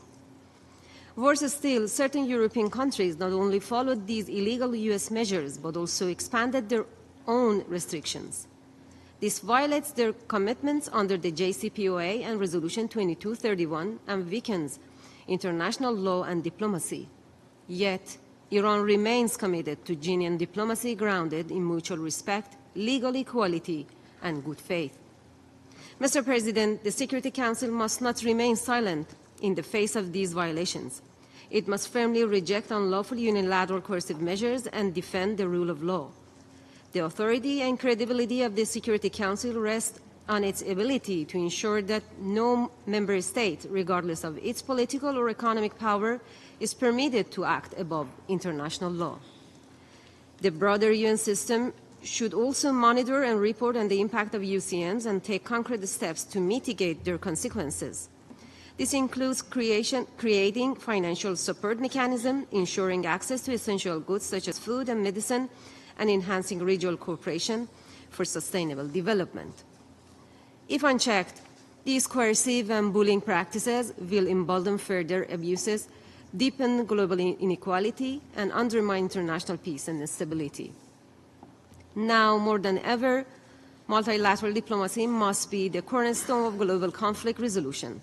Upholding the UN Charter and international law is essential for preserving international peace and security. I thank you. 感谢伊朗代表的发言。下面我请南苏丹代表发言。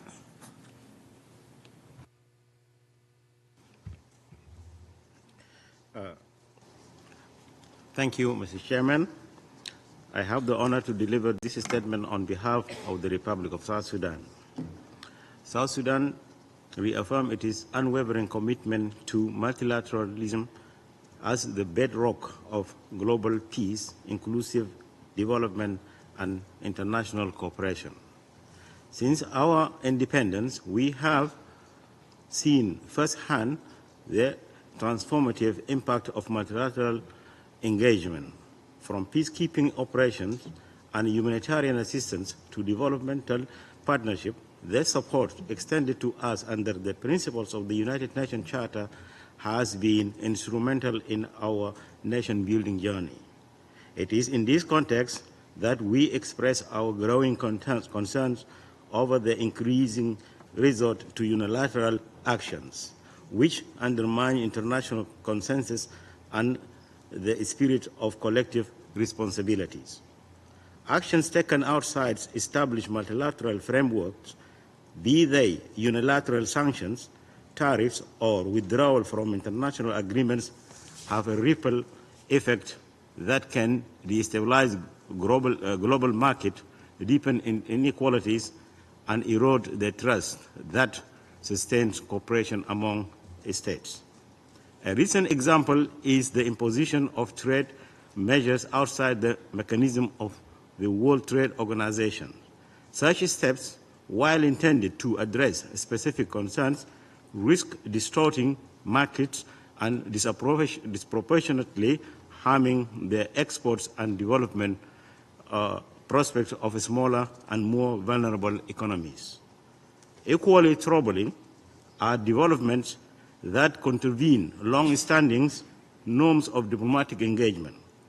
The blanket revocation of visas for South Sudanese nationals, including accredited diplomatic personnel, has posed serious challenges to our ability to maintain open and respectful bilateral dialogue. These measures raise concerns in the context of the Vienna Convention on Diplomatic Relations, which underpins the unhindered functioning of diplomacy and the mutual respects essential to peaceful coexistence. Excellencies, South Sudan believes that every nation, regardless of its size or economic power, deserves to be treated with dignity and fairness. Practices perceived as coercive or punitive do not foster cooperation. Rather, they risk creating divisions that weaken the international system we have all worked hard to build. In this regard, we call for a renewed commitment to inclusive multilateralism, an approach where all voices are heard and where decisions reflect shared principles rather than the preferences of a few. Only through genuine dialogue, mutual respect, and adherence to international law can we ensure a future of peace, stability, and shared prosperity for all nations. I thank you for your kind attention. 感谢南苏丹代表的发言。下面我请柬埔寨代表发言。Thank you, Mr. Chair, for giving me the floor. Mr. Chair and distinguished delegate, at first allow me to express my deep appreciation to Mr. Chair for convening this timely and significant discussion on the impact of unilateralism and modeling practice on international relations. My thanks also goes to Professor Jeffrey Sack and Dr. Wang for the earlier briefing. While we are preparing for the 80th anniversary of the United Nations, a milestone that should serve as a celebration of unity and cooperation, we find ourselves at a pivotal moment in global affairs and witness persistent forces of unilateralism and coercive diplomacy that threaten the fabric of international relations. Unilateral actions undermine the core principle that multilateral diplomacy seeks to uphold and foster instability where collective collaboration is most needed. At the same time, bullying tactics escalate tension and breed resentment among nations that should be working in harmony. This practice not only set dangerous precedents and disrupt the global economic order, but also hinder our ability to address critical transnational challenges that no single nation can navigate alone. However, the antidote to unilateralism and cohesion lies in a renewed commitment to dialogue, mutual respect, equitable partnership, and the principle enshrined in the multilateral system, especially those embedded in the United Nations Charter, which we have pledged to uphold. In this regard, Cambodia urged strict adherence to multilateralism, the rules-based international order, the principle enshrined in the United Nations Charter, and international law. These are indispensable for consensus building and mobilizing concerted actions. Only through collective engagement, multilateralism and principled diplomacy can we ensure that global governance remains just, inclusive, and effective for all. I thank you, Mr. Chair. 感谢柬埔寨代表的发言。下面我请莫桑比克代表发言。Thank you, Chair. And I thank you for convening this important and timely Arria-formula meeting. We listened attentively to the briefers and thank them for their insight. Across the globe, we are witnessing a troubling rise in unilateral actions and coercive policies that undermine global stability and hinder sustainable development. Mozambique is therefore concerned that the rise of unilateralism is contributing to an increasingly divided and unpredictable world. It is eroding trust among nations and fostering zero-sum mindsets that spill over into every negotiation. It is undermining cooperation on urgent global challenges such as climate change, silencing the guns, pandemic preparedness, and the governance of emerging technologies such as AI. When nations circumvent agreed frameworks and choose to go solo, they send a signal that rules are optional, triggering a domino effect and reviving a dangerous worldview in which might makes right. As we speak, the consequences of unilateral economic actions are reverberating across borders. Markets and supply chains are being disrupted, volatility is spreading, and inflation is rising, disproportionately impacting developing countries such as mine, which lack the fiscal and structural buffers to absorb such shocks. Most dangerously, unchecked unilateralism is risking the return of great power conflict. Taken together, these global geopolitical headwinds are stoking fears of a return to Cold War dynamics and a breakdown of international legal norms. Let's be clear, unilateralism is not strength. It is a fragile edifice built on hubris. It produces neither stability nor security. It multiplies crises from trade wars to open conflict. It diverts resources away from the SDGs and climate action towards weapons and walls. Chair, despite these challenges, Mozambique remains committed to cooperative, just, and rules-based global order grounded in the following tenets. First, we must reinforce and not undermine the institutions that uphold multilateral cooperation. This includes reforming the Security Council and other global bodies to give Africa and other underrepresented regions their rightful voice. Second, the UN Charter and international law must be upheld in both letter and spirit. No country should unilaterally assume the role of global enforcer. This is a collective responsibility. Third, we must address the structural economic disparities that fuel protectionism and retaliatory cycles. Debt relief, fair lending practices, equitable tariff regimes, and greater global South participation in shaping international norms are essential to ensure that no nation is left behind. Fourth, we must avoid weaponizing interdependence and entrenching a security-first mindset in international affairs.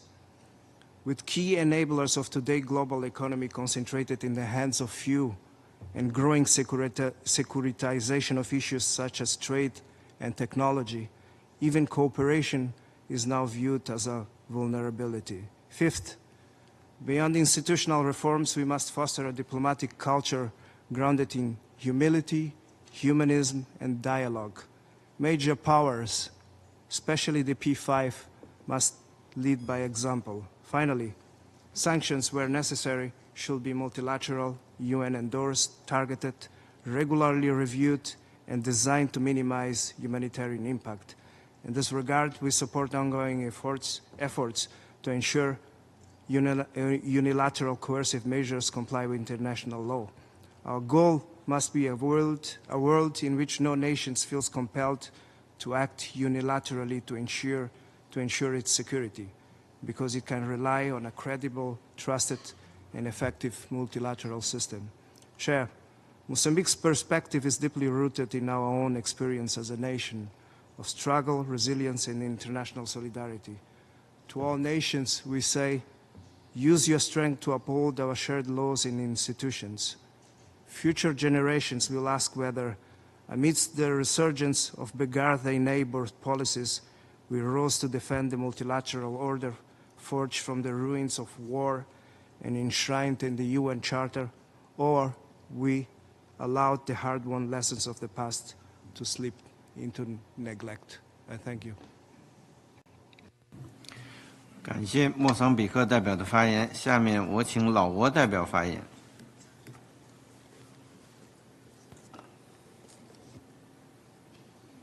Mr. Chair, and speaking on behalf of my permanent representative, Ambassador Anupapong Nokel, I'd like to express my delegation appreciations to China for convening this important and timely meeting. We also thank the distinguished briefers for their insightful presentation. Mr. Chair, as we commemorate the 80th anniversary of the United Nations, we are reminded of the core principles that continue to guide us: maintaining global peace and security, fostering friendly relations among nations, promoting international cooperation, respecting human rights, and upholding our shared aspirations to prevent another major catastrophe.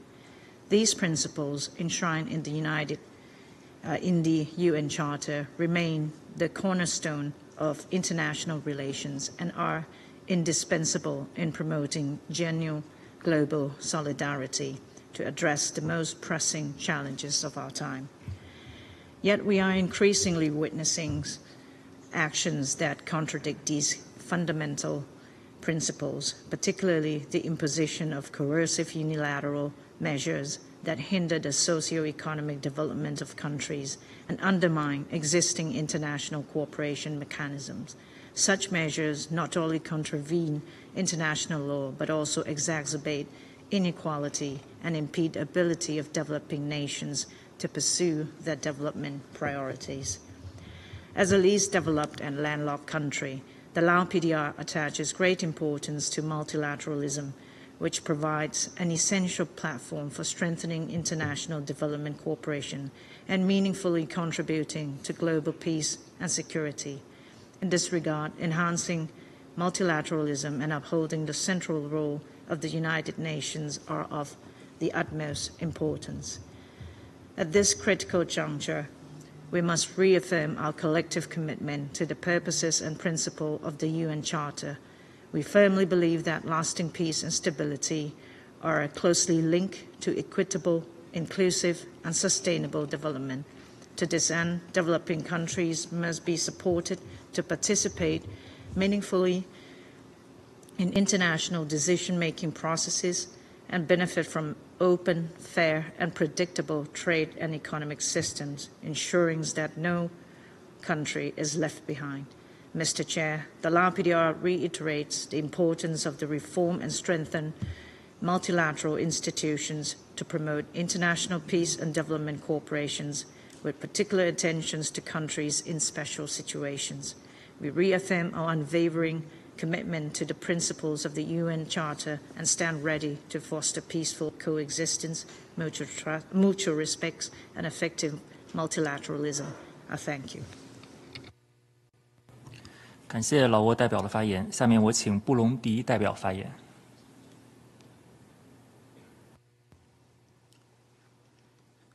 Je vous remercie, Monsieur le Président. Et je remercie également le professeur Sachs et Monsieur Wang Guiao pour leur brillante présentation.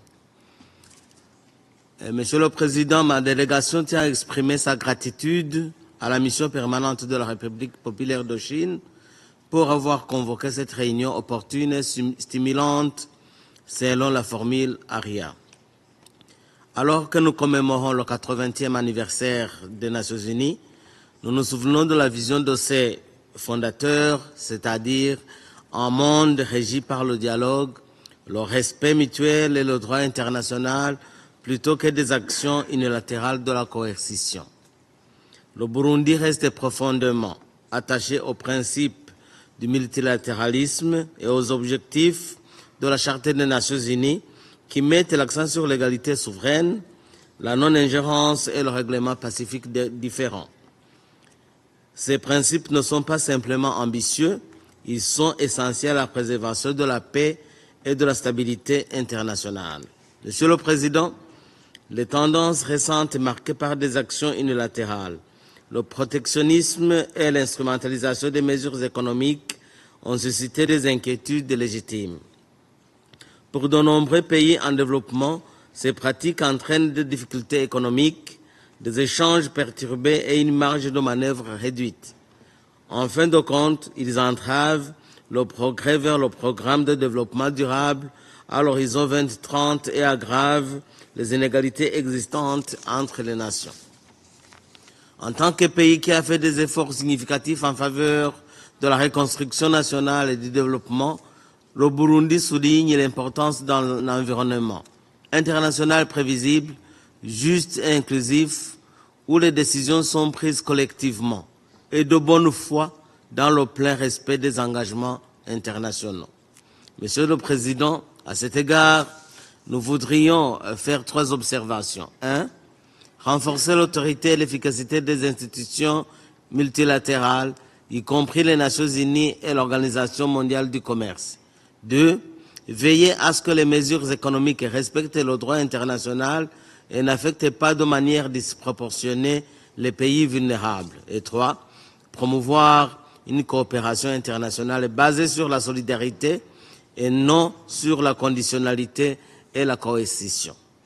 En conclusion, Monsieur le Président, le multilatéralisme n'est pas un choix, mais c'est une nécessité. Et en cette période d'incertitude mondiale, nous voudrions réaffirmer notre responsabilité commune d'édifier un ordre mondial qui reflète les aspirations et les besoins de tous les peuples, grands et petits, développés et en développement. Je vous remercie. 感谢布隆迪代表的发言。下面我请厄立特利亚代表发言。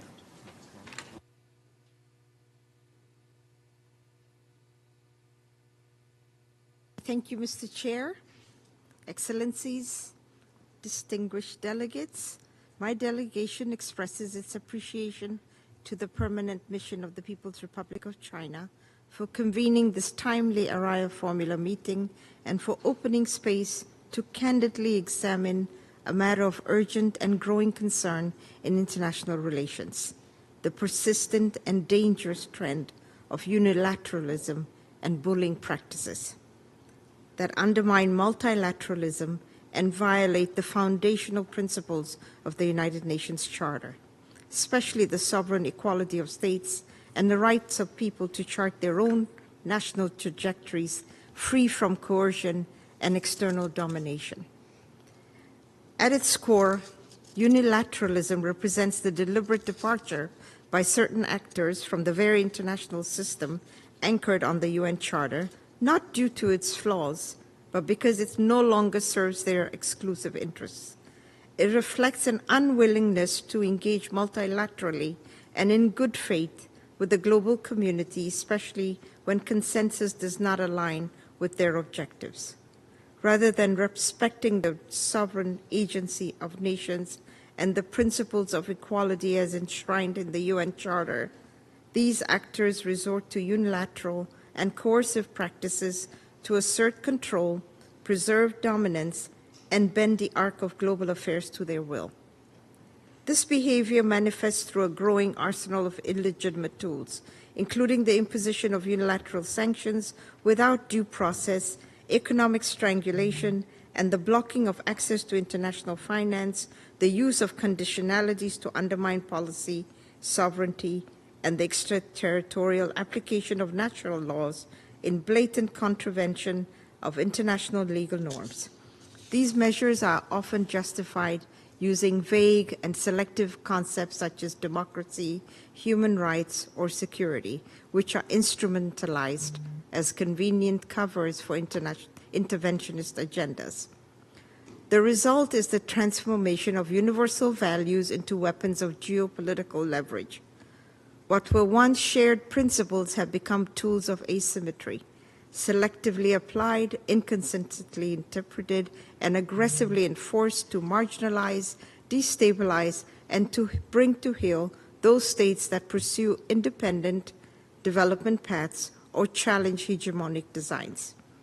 It is a profound betrayal of the spirit of the United Nations, an institution built to level the playing field, not entrench hierarchies. Unilateralism, therefore, is not simply a policy choice, it's a structural threat to the international order as it undermines trust, corrodes legitimacy, and discredits the very idea of multilateral cooperation.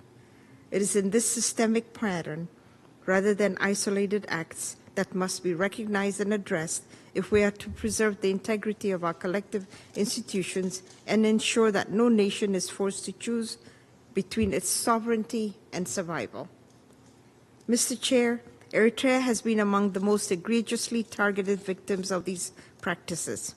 Our country endured nearly a decade of unjust UN sanctions, imposed without any credible evidence and lifted only after significant harm had been inflicted.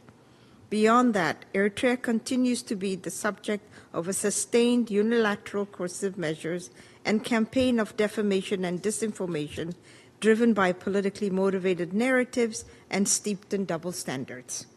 This persistent aggression includes the regurgitation of unsubstantiated allegations against a sovereign nation whose people are known for their dignity, tolerance, and commitment to peaceful coexistence. These distortions are not simply misunderstandings.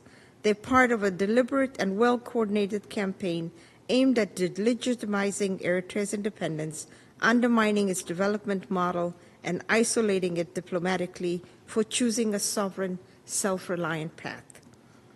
More disturbingly, we're witnessing the growing misuse of the UN system itself, not by the organization as a whole, but by a handful of powerful states and interest groups as a platform to give cover and legitimacy to illicit agendas. Through the politicization of the UN mechanisms and instrumentalization of certain mandate holders and agencies, these actors seek to cloak their unilateral actions in the veneer of international legitimacy. The result is the erosion of the UN's impartiality, the corrosion of trust among member states, and the weakening of the very multilateral order that the UN Charter was meant to preserve. UCMs, whether in the form of sanctions, defamatory reporting, or the manipulation of international platforms, undermine the credibility and authority of the United Nations.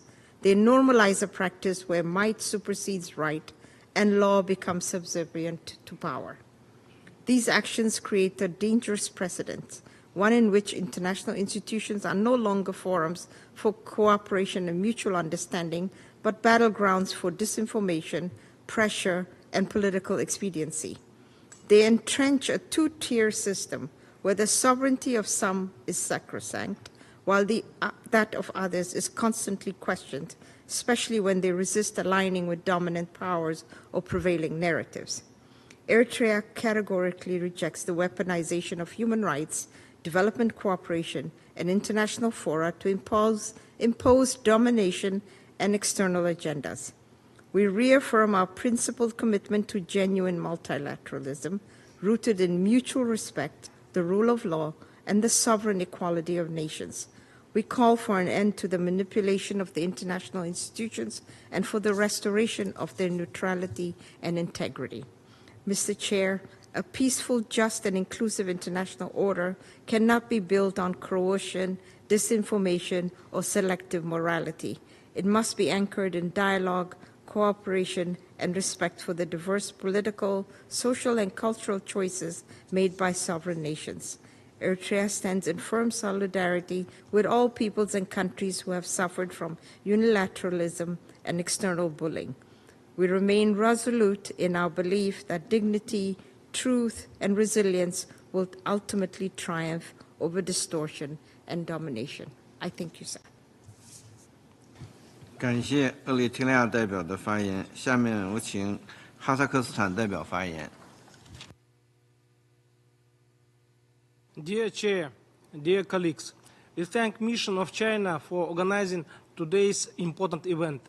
Kazakhstan observes with deep attention the evolving global economic environment, marked by increasing uncertainty and strain on international trade and financial systems. As emphasized by Kazakhstan President Kassym-Jomart Tokayev, such volatility poses risks not only to national economies but to the foundations of international cooperation. In this context, Kazakhstan reaffirms its unwavering commitment to multilateralism as the cornerstone of global peace, prosperity, and sustainable development. We strongly believe that only through collective action, mutual respect, and shared responsibility can we overcome the complex challenges of our time. Kazakhstan upholds the principles of the United Nations Charter, including sovereign equality, non-discrimination, and the peaceful resolution of disputes.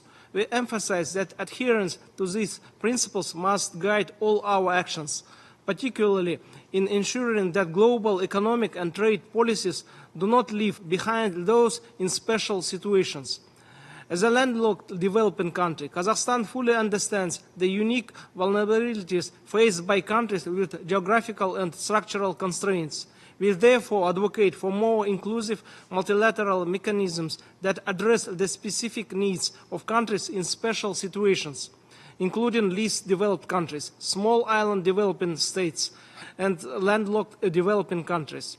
Kazakhstan remains fully committed to its strategic path of national modernization while fulfilling its international obligations and promoting open, constructive cooperation within the multilateral system. Our vision is one of an interconnected world, there where fair opportunity, sustainable development, and economic resilience are shared by all. Thank you. 感谢哈萨克斯坦代表的发言。现在发言名单上没有其他人了。我呢想针对美国代表的刚才的发言，我想简单的做一些回应。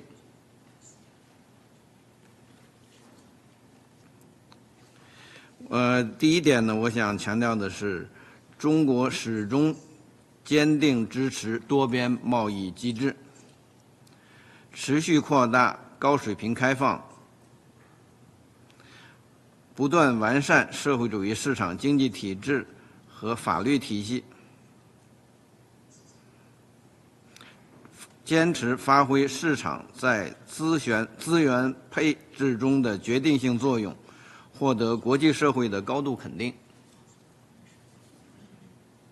我们敦促美方停止对他国的不实指责，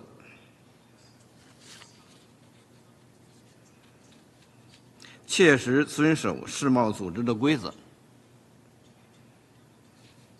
共同维护公平公正的国际贸易秩序。第二是关于南海问题。中国对南海诸岛及其附近海域拥有不可争辩的主权，对相关海域拥有主权权利和管辖权。中国在南海的领土主权和海洋权益具有充分的历史和法理依据。当前，在中国和东盟国家共同努力下，南海局势保持着总体稳定。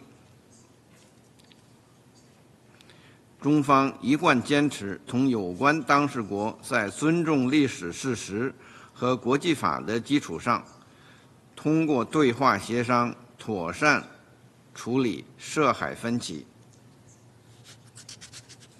美国不是联合国海洋公约的成员国，但他经常却以公约法官的身份自居，对他国指手画脚、横加干涉。美方还频繁派大规模先进舰机到南海搞军事侦察演习，非法闯入中国领空和领海及岛礁附近的海空域。究竟是谁在南海搞胁迫和霸凌？又是谁在威胁航海自由与安全？真相不言自明。第3点是关于台湾问题 question。世界上只有一个中国，台湾是中国领土不可分割的一部分。中华人民共和国是代表全中国的唯一合法政府。联大第2758号决议从政治上、法律上和程序上彻底解决了包括台湾在内全中国在联合国的代表权问题。一个中国原则是国际关系基本准则和国际社会的普遍共识，也是中国同所有国家，包括美国在内，交往的政治基础，不容挑战。我希望美方不要玩火。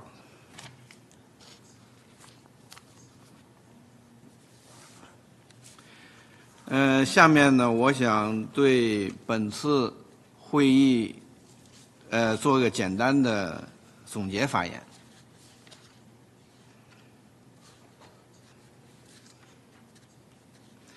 各位代表、各位同事，刚才大家围绕会议主题进行了热烈的讨论。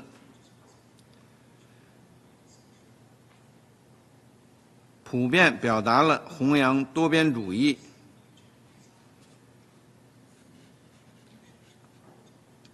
重振国际法权威、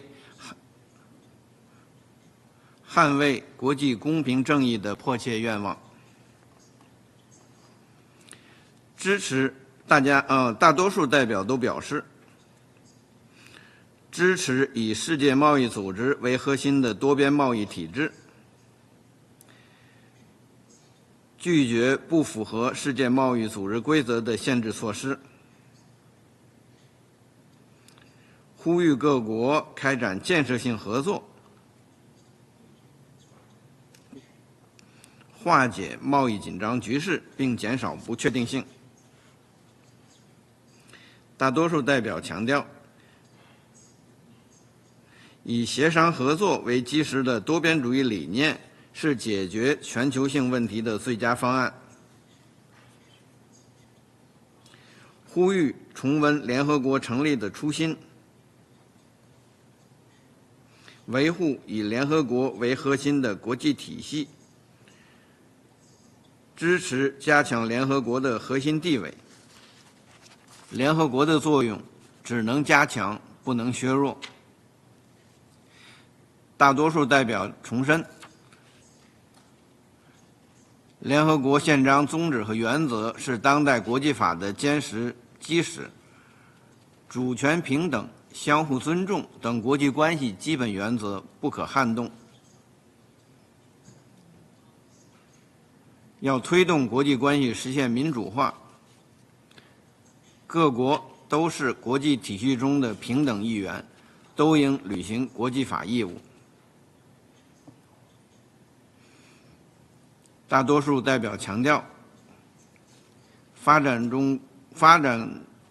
中国家，特别是脆弱国家，最容易受到外部冲击，最可能因为单边主义和霸凌行径导致经济困境，因而引发社会失序和陷入冲突。发展中国家享有的平等发展权利不可剥夺，他们的特殊和差别待遇必须得到保障。会后，中方将整理会议讨论情况，并形成主席总结，作为安理会文件散发。如果没有人要求发言的话，我现在宣布本次会议到此结束。谢谢大家的参与。